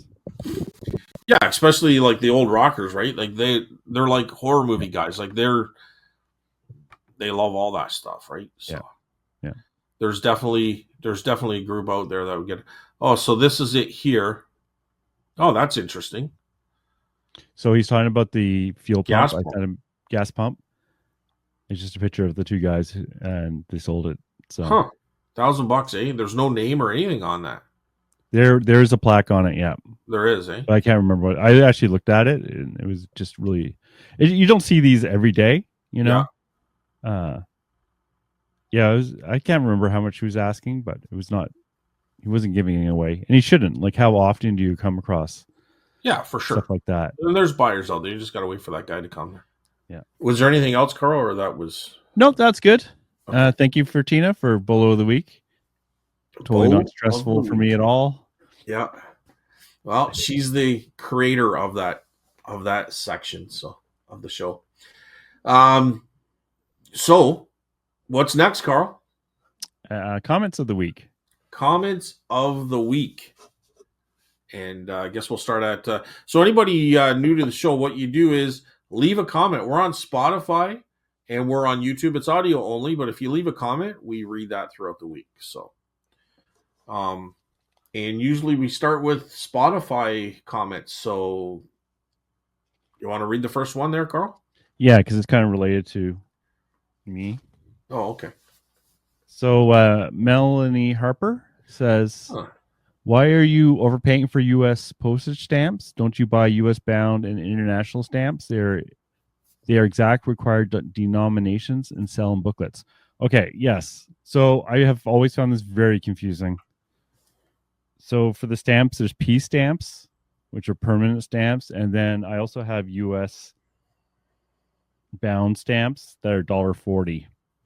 And I swear, when I look up online how much it costs to send a letter, it's more than $1.40 and more than it's an odd amount. And that's what I was saying is I'm losing some of the postage. I could be wrong. I find it so confusing when I go to the counter, I get a different answer. And it's been on my list of like, I need to write this down and understand this, because even with like, I know in Canada, if I'm sending a postcard in the mail, I just use one P stamp. But to the United States, it's confusing. To UK, I've sold a few to UK. It's confusing because like one P isn't enough, but it doesn't say you need an X amount of P stamps. It's like X amount of value, and each P stamp is worth a different amount of value. So I find it very confusing. So you're right, Melanie. I am confused. Like to me, it's always never been a lot of money. Like that's the problem. It's like we're talking like 25 cents or 30 cents over payment, or maybe 50 at most. Yeah. So I haven't bothered dealing with it, but yeah, I need to get on that. So thank you, Melanie. Do you know Melanie? No, I do not. Okay. All right. Well, thanks for the comment, Melanie. New commenter, so that's good. Yeah. And next, I have Tina Mack on the list, so I'll read Tina Mack's comment. Sounds like you made out better than me at the sales. Talk about getting turned around. So that's she's talking about doing at the yard sales, right? Yeah, we both went to the Barrhaven Nepean community garage sale. Mm-hmm. That was a couple of weekends ago, I guess. Yeah. I did fine. I was happy with what I got. Oh, good. And which is a new twist for you, Carl, because usually you haven't been happy at yard sales, but now you're happy. That's awesome. I am happy when I find stuff. I'm not happy when I get up early, find nothing. Nothing. And I could have slept in for 2 hours. Then you get grumpy, Carl. Yes. But that's good. That's good. And then I was complaining. I was not complaining. I was just saying I get turned around easily at these garage sales. Okay. And that's what she's talking about here. Talk about getting turned around. Being a country girl, all the houses look the same, and I can't follow a map well. It's hard to follow a map when you're looking for yard sales and you're not going to one location. You're kind of like all over the place. So I can relate to that as well. And the thing with like these communities is that they're not straight roads; they're all curvy, and you can come across the same road named twice because it's like a U off the main road, so it gets really confusing. And for sure. you totally like that's why when I'm in the car, I always orient the map on my display north. Because if I didn't do that, and the map actually, usually when I'm driving around, the map will churn so I know if I go right or left, right? And it'll churn, and it doesn't really matter because I'm following a direction. But in this case, I keep it oriented the same way. Otherwise, I'd get completely lost. But we'll see how this weekend goes. Hoping the weather holds up, and crossing fingers for no strike. Well, Tina, you failed us. You didn't cross your fingers enough. Well, the strike hasn't officially taken place until Friday. Okay. I'll give Tina 2 more days. But eBay's already did their changes, so it's almost like it's basically like they're on strike. So it's nice that eBay did something. Yeah, because I guess they're 3 days ahead of it because they don't want things to be stuck in the mail. So they're saying, as of right now, you can't sell through Canada Post. So. Yeah, they don't want unhappy customers either. Yeah. And, thank you, Tina, for the comment. Yeah, and we'll see how the next week or 2 weeks or month or year goes. However long this strike's going to be, I'm going to have a little bit of. I'm going to be optimistic. I think it's probably going to be less than 2 weeks. This is my hope. It's probably more hope than anything. Little hope and a prayer. But I mean, come on, like. If it goes longer than that, and they've had all this time to kind of deal with things, I know you're going to say the government was out. They were campaigning. No, I'm not saying that at all. Definitely not. I still think there has to be some people in the background trying to fix this problem. Like, I don't know, but I agree. We're a country. We can't just stop moving. We got to keep moving. So hopefully, behind the scenes, there was things still negotiating taking place, trying to figure out this thing. And I'm going to be hopeful, optimistic, hoping a prayer, Carl. I'm with you. I'm kind of hoping and thinking that it should be done relatively quick. So I don't know. We'll see. That's my hopes. Anyway, there it is. Yeah. So the next one is from Adam Wakefield. Did you see FedEx and UPS are merging? No, I haven't seen that. I think he's a joke here. I think he's joking with a fed up. That was the joke and the reason for the word fed up last week. Well, it worked. Right? We said it works either way, right? If it was a mistake, it works. We were wondering if it was a real thing or not. Yeah. Right? Fed up. Yeah, we're all fed up. April Fool's joke. Oh my God. Someone was just saying the other day they got like a bill for another freaking UPS, that comes in later, where they say, oh, we charged you X, but now it's like, here's the bill for another amount. Like that. I hate that stuff. Like, how come that's even happening? That should never happen. Unless you're under measuring your items. We discussed it before, and we're kind of thinking that maybe there was a mistake, or people are trying to maybe bring it in. It's an inch and a half. Like, it might be like 32.5, and they're putting 32. Yeah, they're holding the gut for the packaging. I'm putting 33. Sometimes too, right? Like, I mean, if you're a seasoned person, you have to know this, but maybe there's some, who knows? I don't know. But let's just say, and I don't want to say this knowingly, and then all of a sudden I'm going to get dinged with this surcharge, and because I'm going to be ticked, because I always do this.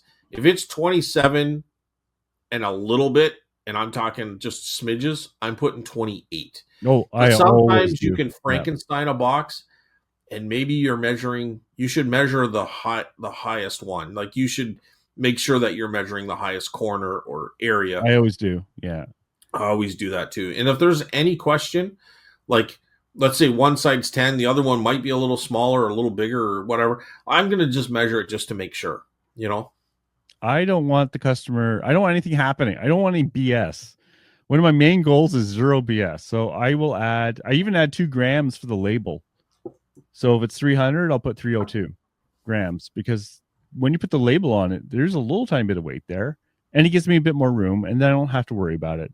I Yeah. used to, like when I first started, I was like trying to cut corners because there's like huge differences in weight classes Yeah. where it could be like 15 and then it could go up to 30 with another centimeter. But that was with Canada Post, which probably meant you got away with a little bit more, maybe. You know? Well, I think I was more concerned, like they're Canada Post has changed a lot in the last 2 or 3 years. Yeah. And they have more variance in terms of costs. Because like the joke I always said is it costs the same to ship a board game as it costs to ship a Smurf. Yes. That is no longer true, thank God. Yeah. But that was insane. Yeah, for sure. Completely insane. The Americans laughed at us. I remember Tommy once thought we were lying. And yeah. I'm like, no, dude, this is the truth. A Smurf is $20 and a board game is $20. Yeah. And it would cost like $8 to ship to California. Yeah. And like you said earlier, across the street, you're paying your $20. Yeah. I know. It was so insane. That, not to get into another rant, but Canada Post is so slow when it comes to this stuff. So anyways, I don't think it's Canada Post, dude. I think it's eBay, because if you're on Etsy, I think it's the same as the old style. I think eBay has stepped in and said, listen, guys, let's work something out here. Well, there's that too. Right? So I think eBay has stepped it up. Thank God. Yeah. Because it was dumb, right? Anyways, this rant off. And thank God for I'm going to say Canada Post. I'm going to stick up for Canada Post when it's necessary. Two things. They agreed to whatever terms eBay has thrown at them, which is kudos to Canada Post for that. But also, I have not, I don't know, listen, I haven't had any problem with UPS or FedEx either, the limited time I have used them. But Canada Post has been very efficient and well run. Like, it might have been stupidly priced, but at the same time, they're pretty reliable. Oh, I've heard other people complain. I never get complaints anymore about where's my thing. Like, it's rare, extremely rare. The only time I had a complaint is like relatively lately anyways, was that ashtray, and that was already in the US. But for some reason, they shipped it to Colorado and then across to New Jersey, and it got stuck in some sort of thing. And now I don't know if I've updated the viewers on this, but she actually said that she accepted, like she got it, and she messaged me how to make payment on this. It was a $45 ashtray. I said, you know what? I've already reimbursed you. I said, thank you for letting me know. I said, don't worry about it. It's already dealt with. It's done with. I said, but feel free to buy from my store in the future. You know what I mean? Knowing that I got your back type thing, right? So she was happy with that. She thanked me so much, right? Yeah. But I also commented that even though it was not my fault or out of my control, I said the length of time that it took for you to get your item was ridiculous. You know what I mean? Yeah. So I said, just enjoy it, and that's it.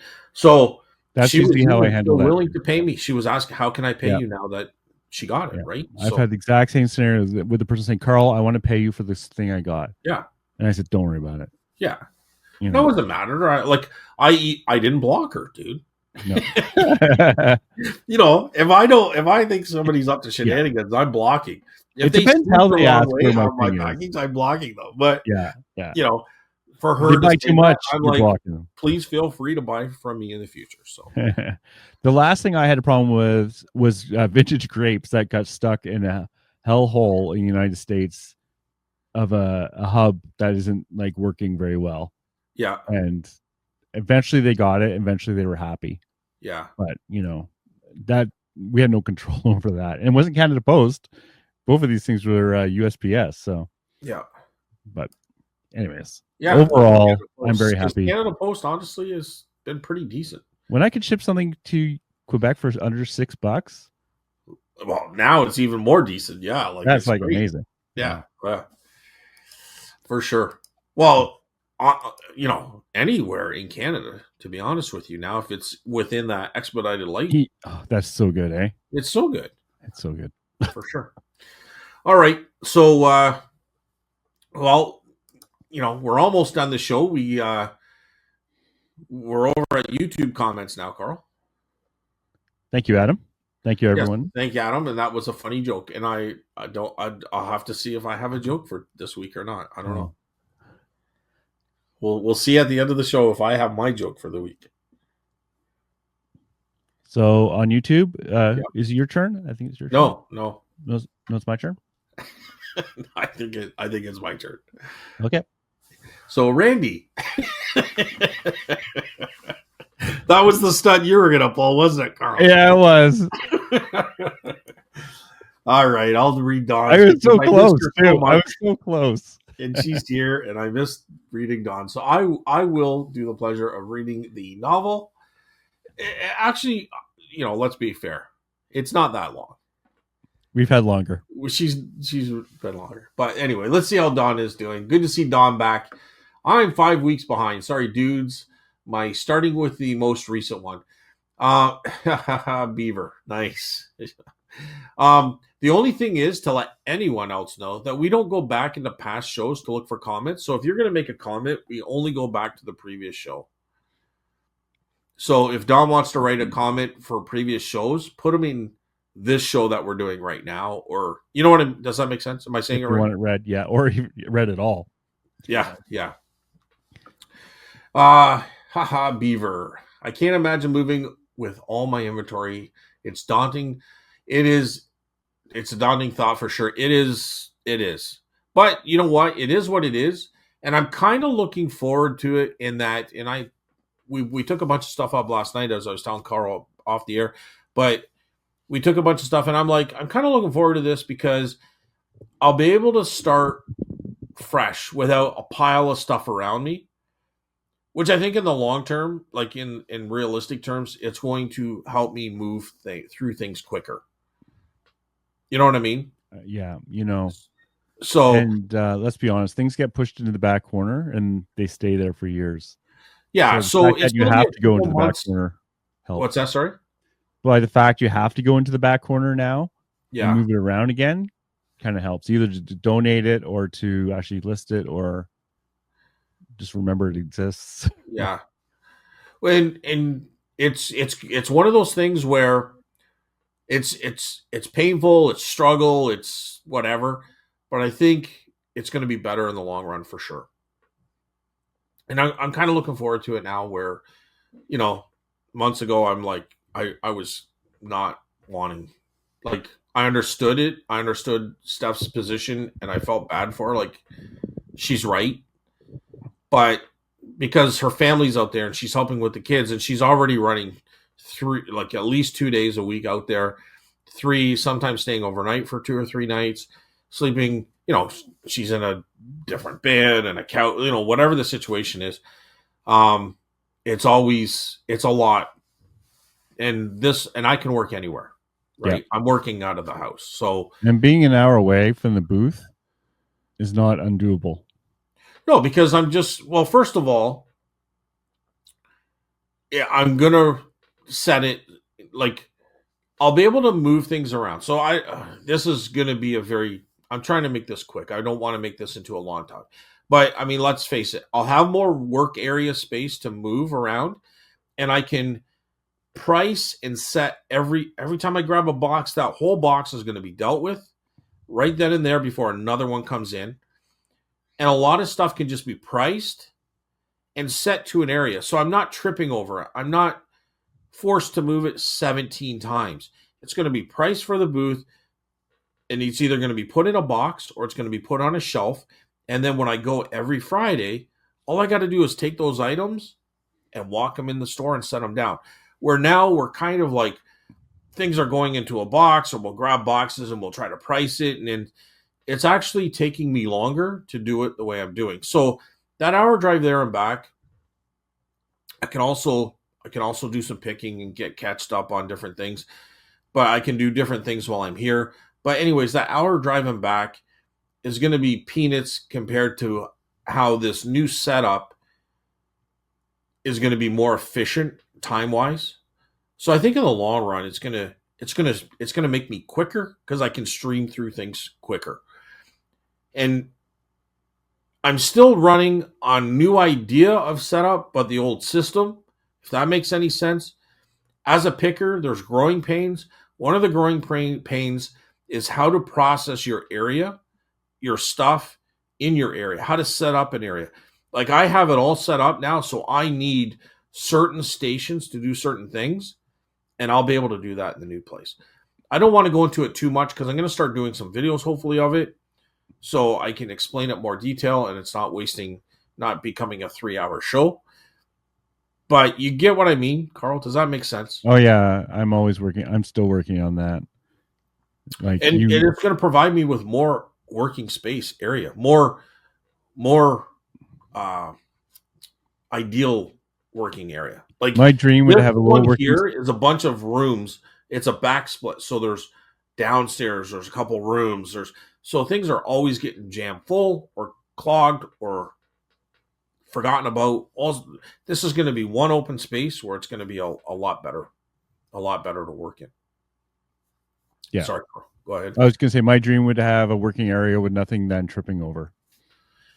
Yeah. Because now, like every time I move my chair, I have to make sure I don't run something over. And that's what's happening here. And this won't happen now.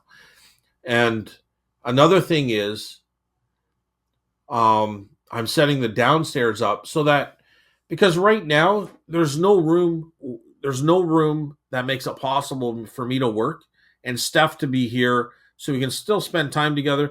This other place, it'll easily be set up where we can have a couch and TV and we can kind of sit and talk, and I can still have my desk there and do work.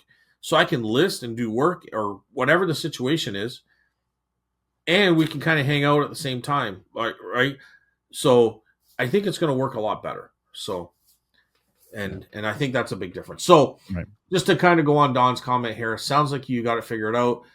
Hopefully we do. Hopefully it works out as it is in my head. Like I've been in the place enough times to know that, like, I'm not just going off pictures, you know what I mean? And we get there and it's like, this is a 10 by 10. It feels like a 2 by 4. You know what I mean? It's hard when you don't, when it's empty, it feels very different. Yeah. So I'm really happy with the spaciousness that this is going to be. And, you know, we walked through it. We've been through it a few times to know. So, anyway, I haven't been sourcing at all after being sick for a couple of weeks with this possible strike looming over us. Sorry to hear that, Don. Sick for a couple of weeks. Hopefully everything's better now, and was possibly in the possible strike, which is now basically a strike, looming over us. I've been trying to figure out what to even look for now. I need to list. Well, it's yard sale season, so now's the time to get out there and pick. There's lots of stuff out there to find. I don't know 100% of what it is you look for, but always expand. That's the way I look at it. She was doing car parts at one point, so that was quite a non-ephemera category to do. And she was happy she was doing well. So good. I need to list more of my hard goods locally, but of course nobody wants to deal with Facebook Marketplace people. Agree. I think we both agree with that, Carl. Reach. That said, I am also doing ESS. And sell some similar. Oh, on my entire store right now, and have everything at 30% off from now on. From now, Sunday morning till Tuesday at midnight. Let me know how that sale idea works. I know Lonnie and Candace have good results with that. So I think they're dropping their prices on stuff too. That's been sitting. They call it Lonnie's Losers. If you ever watch Shed Flips, they call it Lonnie's Losers. So they do the 30% off sales, but they also do heavy reduction on stuff that's been sitting around for like a year or something like that. So I'd be interested to know how that works. Trying to see what you can move before the strike, or what she can move. I can move. I saw Jamie got 14 things rejected at the border from Stallion Express. Ooh, I did not hear about that. Oh, yeah. At the border or at Stallion Express? Because those are two different things. It was with Stallion Express, from what I understand, or if I Okay. remember. And yeah, it's So those are two different things. In my mind, I'm not saying the border hasn't resulted in Stallion Express rejecting it, but those are still two different things. the I'm trucks are using getting turned around. That's the problem. But yeah, it could even not be his stuff. It could just be the fact that his stuff is in the van with stuff that was rejected. right, and he's probably better off using Canada Post, and it's probably cheaper. But I don't know. I'll have to talk to Jamie. I haven't talked to him about that. I'm using Canada Post, but as of Thursday, who the Elf, we'll just call it Elf because it's close enough to what's there. So I like how we can't see F, No, and somehow all the other words we say, but F is just one step too far. it looked like Elf. If you just kind of squint, but F knows EFF. I had heard about the postage meter thing. This is back to Randy's comment about postage meter, which Carl was extremely intrigued about. I think before I also, sorry, hang on. I had heard about the postage meter thing before, but I also don't know how about the cost. I use stamps, but they've done away with the small denomination stamps. The last one were 7 cents, but at the postcard of the U.S. and Canada is 175, and they sell 175 stamps. I don't know. I haven't really dealt with stamps for a long time. See, that's my problem. These ones I have here are $1.40. So like I'd have to use two, which is a waste of like. Well, what I did was I made a deal with a guy that was a stamp collector at the booth, and he had a bunch of Canadian stamps that were vintage, but you can use forever. You know what I mean? Yeah. So he bought something off me for like $50-$60, and he gave me about $200 worth of stamps in trade. Yeah. But I don't really use stamps. I have used them in the past, but maybe I should start using them again because I'm not collecting on that great deal if I don't use those stamps. Yeah. You know what I mean? So what I want to do is screw that machine. I just want to be able to print the address and the postage using my existing thermal printer. That does a perfectly good job now. That's what I want. That's when I complain about like eBay Canada Post being behind the times. I'm pretty sure in the United States you don't have to deal with any of this BS. But anyways, and she goes, within Canada, it's $1.44 permanent stamp. My issue right now is that I may have to raise the shipping of all my postcards to $6 US if there's a strike because, I can't use USPS letter through Stallion anymore. Okay. So without that, and without letter carriers, well, I'm going to go back to what we said before. I'm hoping that this Canada Post strike gets over very quickly. That's what I'm kind of hoping and counting on. But it's tough. Like, you're in a tough situation, right? So without letter carriers, that will be the only option. And good luck selling a $4 postcard with an additional 6 postage. And if someone in the territories or, oh, yes, I know about that, or anywhere off the main route orders something, it's uni or uni, ICS, etc. I don't know what that means. Do you? Actually, I don't know. But okay. Don't ship there, and it will cost even more to ship the freaking postcard. So I'm really at a loss with the stuff at the moment. Weather update. It rained on Saturday. I was stuck on the 402 during the worst of it and almost had to pull over. But luckily, it didn't last too long. I know it rained here. Now, Don's west of us, west of where I am, by about an hour and a half, I guess. Yeah. And we didn't get rain till after, like around 1 o'clock or 2 or something. I didn't go to yard sales, but I got some plants in Sarnia.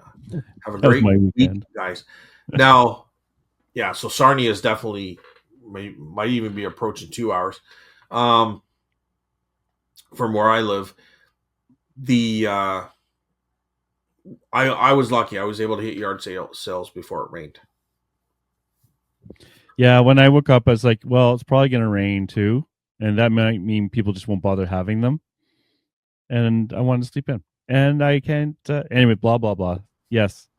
I'll go this weekend, though, unless it rains heavily or something. But the only problem is there's none near me. I'm going to have to get up even earlier to go.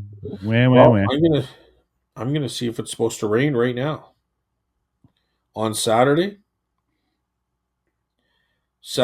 high of 14, no chance of rain so Perfect. far. And 14 is nice. That's warm enough. Yeah.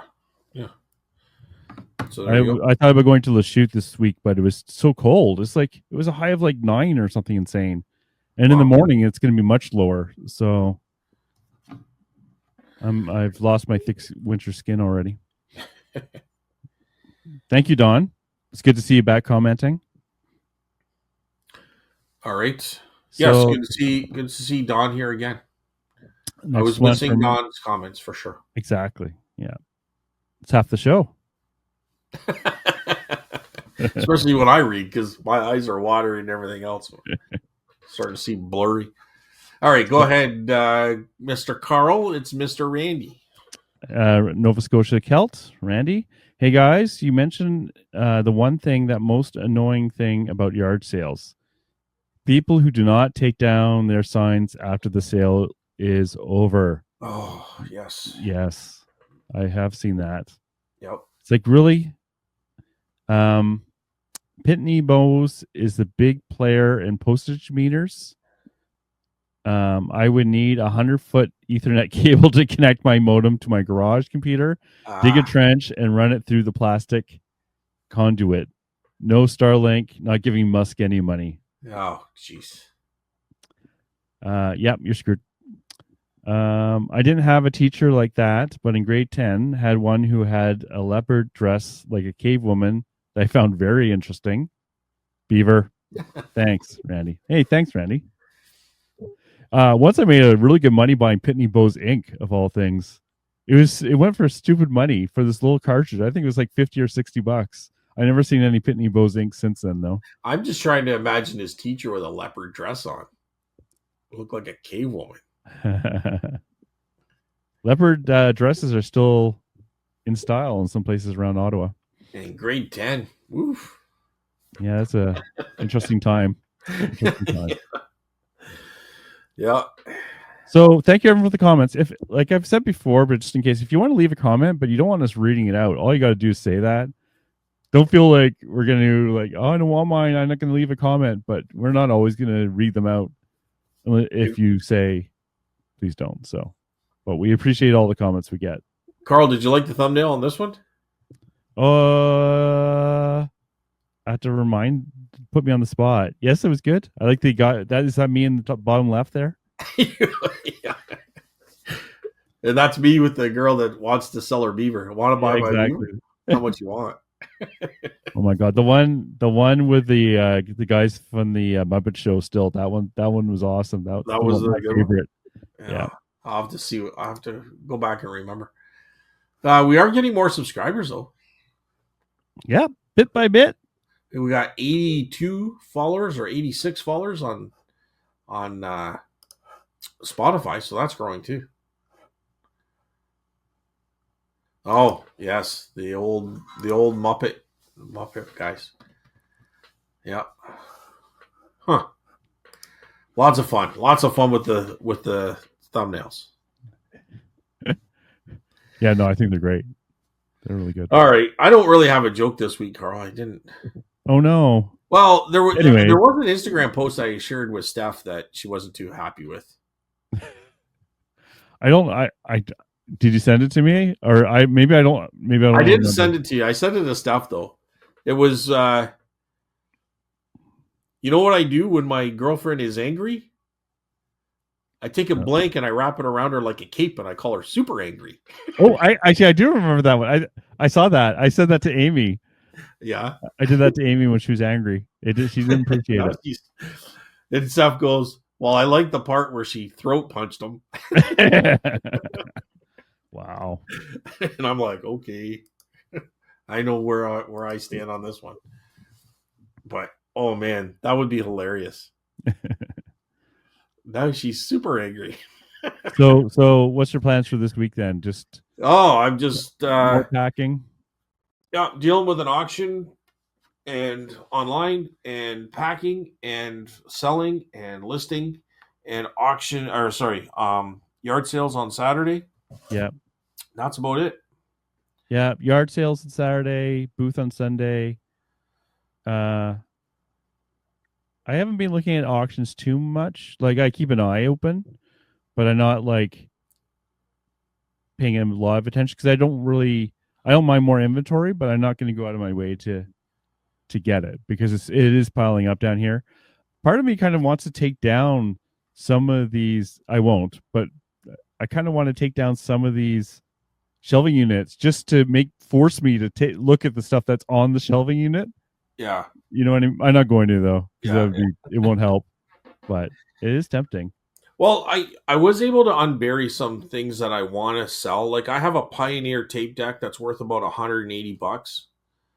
So I know it was working last, but what I'm going to do is take it to Dover. I got that boom box. I have a couple other boom boxes. They're not as good as this $600-700 boom box. But I'm going to take them, and I have a Techniques receiver, a realistic receiver, which is also about a $400 piece. So I'm going to go get the guy to fix them. Yeah. Or at least test them, make sure they're properly working and functioning. Then I'm going to sell those online because those are not China made and they probably are cheaper to ship through UPS than Canada Post anyway. Yeah. So, yeah. I got a lot of that kind of stuff that I want to actually get to and start listing. I have a bunch of cameras as well that I'm going to list. And I think like one's $140, the other one's like $100, that kind of thing. So I'm going to get to that kind of stuff. Those are what I'm going to start listing right now. I have a beer mirror. It's not really a mirror. It's a sign that lights up. It's got a ball burnout, but I'm going to start getting to that kind of stuff and get that out of the way. It's big and bulky, so it's going to ship better through UPS. Yeah, those are perfect things. Yeah, those are the things I got to get to. There's a lot of stuff already in storage that I should have done. Like I have some nice beer trays and stuff like that, like vintage stuff, but they're packed away. So unfortunately, I won't be able to get to all that stuff. But just looking around quickly here, I'm also seeing some car parts and different things. So those are the things that I'm going to list that technically aren't going to be affected. But there are things that I have already listed, like toy soldiers and stuff, that I'm going to end up losing a couple bucks on shipping UPS. Yeah. And, I don't know. That's about it. So that's all I can say right now. So far, knock on wood, I haven't been affected by the tariff thing. So good. That hasn't been an issue. Oh, and so what was a little concerning about that bottle? We left everybody in limbo last week, Carl. Oh yeah. Yeah. So I sold a medicine bottle. Like it was actually a diabetes remedy bottle from like early 1900s. Came out of the pharmacy. But my concern that I didn't want to jinx myself, so I didn't want to talk about what the issue was that it had the liquid in it. Yeah. Yeah. Right? It was full. I was like, oh no, full. That would scare me. Yeah. So I did read the ingredients. There was no like cocaine or anything crazy in there. It was a lot of like herbal stuff, right? So it was fine that way. Just be careful if you ever ship that stuff. Read the label first, because some of that old stuff did have cocaine and stuff in it, so you do not want to be sending that. So, I was also concerned that it could leak, and so far I've had no complaints. So, and it's probably been about 5 or 6 days. Like it got there, I think Saturday. So today's Wednesday, so it's about 4 or 5 days. I have shipped liquids before, but the problem is like the thing you're selling has like delicate labels on it too. Yes, it had the label is what the value was, because it was really good condition label. So what I did is I took one of those Ziploc bags that I would put like rings or small jewelry in. I placed that over top where the cork was. I also laid it down for a little bit and it didn't leak, like for a couple hours anyways. And it didn't leak. So I set it back up. I put the elastic around it so it was pretty tight. And then I protected the label with another bag and elastic. Yeah. So if it did leak, at least it wouldn't get onto the label. Okay. Yeah. See, that's smart. And I also set it in such a way, now it's a 50-50 chance, but I also set it in such a way with using crumpled up paper and stuff that it sits on a 45-degree angle so that the liquid, like if it sits two ways, the bottle is going to be tilted in such a way Right. that the liquid wouldn't be leaking out where the cork was. Because it Yeah. was a cork, right? They didn't have screw tops. They used cork on this one. That's why you could date Oh it God. to older. Yeah. So I did it in such a way so that the label was on top. So if you pushed it with the label up or out towards you, like if you're a guy driving it around, hopefully that label for half the time anyways was facing so that you could just say, okay, go into this address or something. Like I'm just trying to psychologically figure this out. Yeah. Anyways, it's a 50-50 shot. So hopefully 50% of the time it was set in such a way that that liquid wasn't sitting towards the cork. It was sitting towards the bottom of the bottle. Does that make sense? Yeah. Am So- I saying it right? So was there any reason you just didn't take the liquid out? Because I felt that was where the value was too, right? Like it's the Yeah. actual liquid. Like where do you usually all the bottles are empty? Like where Yeah. do you get it? Where I never put anywhere in the description that it was with the liquid. You could see it in the photos, but I never put it in the title. I never put it in the description. I'm selling the bottle.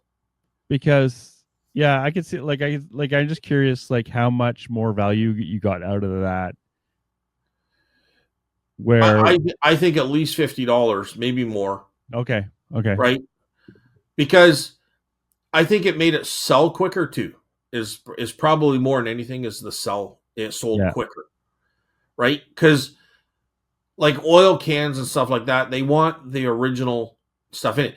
But the reason I didn't put it in the title or anything is because I don't know if that's original. Somebody could have put maple syrup, like, well, no, like it was runny. So somebody could have put grape juice in there. Like, I don't know.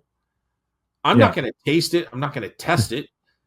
It could be water, food coloring in a, like, I don't know. You know what I mean? So I didn't describe it like that at all. I just let it go the way it is. Okay. Well, it made it. It made it. It made it. So 250 bones. The second I saw the full of liquid, though, I knew what you were talking about. Yeah, I know. Like, oh no! Yeah, I have another one listed for about $600. It's a hair tonic thing. Now it sold in the past based on WorthPoint for 350 American, which is about 500 Canadian. So I had it listed up to $700 Canadian, but I brought it down a little bit, and it's right now it's about 600 Canadian. Yeah. So, but the box that mine is in is much better than the one that sold. And just to let you the update on that, I'm getting tons of viewers on it, but nobody bought it. So it might be the price, but I'm going to stick it out for a while. I have $550, so actually that's not too bad. I have one in a cart, 6 views, like with the heart, so watchers, I guess, and 21 views. If you took 10% off, that might get a buy out of that. If you're willing to drop it $50. Yeah. If they come a watcher, maybe I'll throw in like the watchers before where I took 10% or 15% off probably was when I had it at 700. Yeah. I haven't had a watcher come in since I dropped the price a little Okay. bit. But I don't know. I still think it's a fair price. It's got all the papers, like all the papers that came with it. If you look at the listing, you know what the difference? Actually, mine had the better box, but mine also had a replacement cork. Oh, okay. Double. Which the one that sold did not have. So if you look at the view, if you look at the first photo of the listing, in between the two papers, you're going to actually see a little cork with a glass top, like a Yeah. topper. So, again, it has liquid in it too, right? Yeah. So I think mine's priced correctly. Now, what I did not do is I did not put what do you pay eBay what do you call ad Promotion. Yeah. promotion? I don't think I put that in the list listing. I've forgotten about that. Yeah, so I didn't promote list this one. I'm pretty sure. So I think that could be, I'm still got 21 views. I got one in a cart, so somebody likes it. So maybe they're waiting for something different, but it's in someone's cart. And then I got 6 people who liked it. So Sometimes like people recommend putting things in your cart because it'll but it'll encourage the seller to send out a promotion.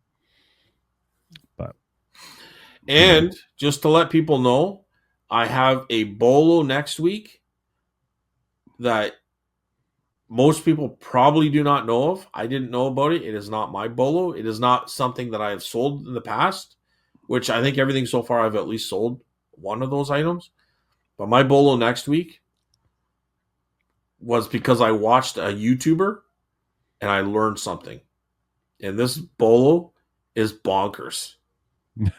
Like, it is like bonkers that it even gets like, I'll leave it at that. We'll leave it at that, Carl. But it is a bolo. It is not an antique by any means. And I don't know how long it'll stay a bolo, but right now it's a big bolo. Teaser. Perfect teaser though to end it. Yeah. It is a bolo to beat all bolos. Wow. Don't oversell it now. I'm not, dude. I'm probably underselling it. That's that good. So hit that like button and subscribe button if you want to see next week's bolo. I'm not going to, unless we get like 20 more subscribers and 50 likes, I'm not going to release this bolo. Yeah, right. I hate that crap. Yeah. When's your move again? June 27th is our day out. Okay, so you got some time. Yeah. To what? to like do shows. Like I was just curious, like if we're gonna. I'll do show. Yeah, I'll do the shows. Awesome. But it just, life just kind of took over. Like I just like the week went by so quick. I don't even, it feels like one day. You know what I mean? It just, every time I turned around, there was something going on. So and in your defense, that was a long show. Yeah, well, we recorded 3 hours. I got through an hour of it. Yeah. And then I'm looking at an hour and 55 minutes left to edit. And I'm like, not going to happen. Hey, more power to you doing it, right? Like if I was doing the show, we would have ended this show a long time ago. No. I enjoy doing it. It's just I'm just in a situation that my time is needed somewhere else. You know what I mean? Yeah. It's not, I could do one or the other. Like, we got to keep on top of this or we're going to be in trouble. And we're well ahead right now. So, like, I feel very comfortable right now. Well, the nice thing is people asked where the show was. Yeah. Well, we got listeners and we appreciate that. Yeah, we do. Like, the hardest part about just kind of like on Sunday night saying like, listen, it's too late, I'm just going to not finish this one, is I felt like I let people down. You know what I mean? Like, because I appreciate them coming back every week. And it just, I did feel bad. But I felt, you know what? It's only once. And I think people understand. And, it's just things that had to get done. Right? So. Yeah. But it is what it is. That's where it is. And that's what's what. So the good thing is I'm not going to leave it to like Thursday night at 8:00. Like I'm going to, I'll do some of it or try to get it all done tonight.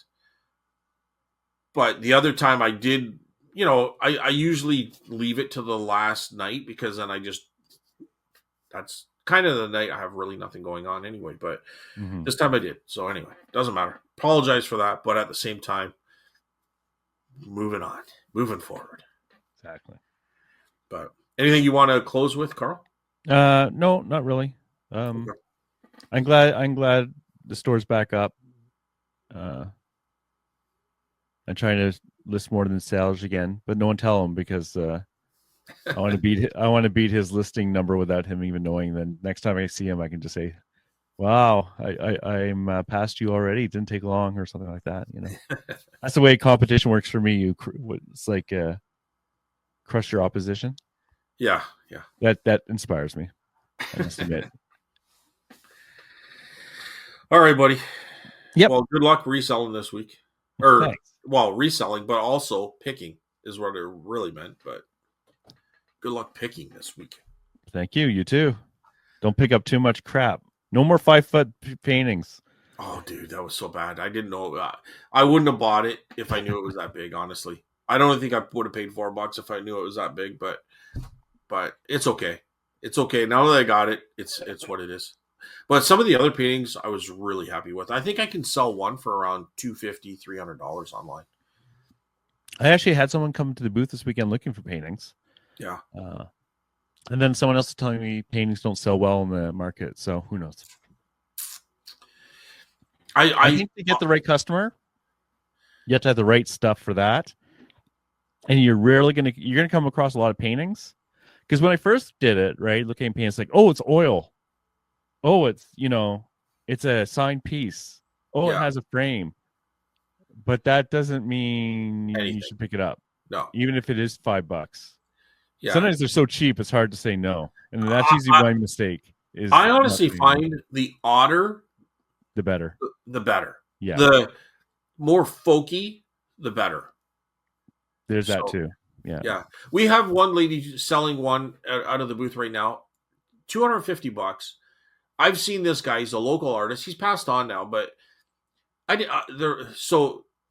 seen his paintings go for 100, 150. Never really seen him reach 200, and it's 250. And I'm like, holy cripes, like his stuff's gone up, eh? And so that's a little bit on the higher end, and I'd like to see her get that actually, because it's a nice, clean, well-framed painting. But one thing I didn't know, that by asking about, like, really, has this painting's gone up that much, like $100 within the last year? He's like, well, you know what made him famous? Goldie Hawn. So this guy's like in this area. He's a folk artist, right? And Goldie Hawn bought one of his paintings. And that's kind of pushed him up a little bit. Yeah. Somebody else famous bought a couple of his paintings too, but I forget. Goldie Hawn stood in mind, right? But there was somebody else that bought a couple of his paintings too. And that's what pushed him up, to kind of make him more known, legit. You know what I mean? Yeah. Or kind of, But Maud Lewis, I think it was President Nixon, bought one of her paintings. That's what made her kind of elevated. But it's funny. It's not funny. Maybe it's sad, actually. But it always seems to be, it's once they're dead. Yeah. You know what I mean? It's like after they passed on, that's when their paintings become a little bit more. Yeah, they're well aware of that too. I think so, right? Oh, yeah. Maud Lewis might not have been, but she was selling hers for like $1 or $2 at the side of the road. You know what I mean? She was trying to get by. Yeah. The one that sold for $350,000 was traded in the 70s or 80s, early 80s at a diner for a grilled cheese sandwich. Yeah. Like and then it sold for $350,000. That's not a bad return. Yeah, right. Well, maybe you have a 350,000 Teenage Mutant Ninja Turtle just sitting in that bin for like the last 3 years or whatever. Well, I might have a painting. Ninja Turtle. I don't. Well, there is a $3,000 one. I'd be happy with that too. But all right, Carl. Anything else? Yeah. That's it. All right. All right, everyone. We're here every Friday, except for one. We're here every Friday, and I don't know. I don't know. We're on YouTube. We're on Spotify. Audio only. And that's about it. So have a good week, everyone. Carl, have a great week. Hope You too. Hopefully you pick lots. I want to hear big stories. Yep. Yep. What else do you want me to say, man? It's kind of like I tried to build it all up. You're like, okay. I know. I'm like, end it, damn it, end it. All right. See you later. Okay, bye, everyone.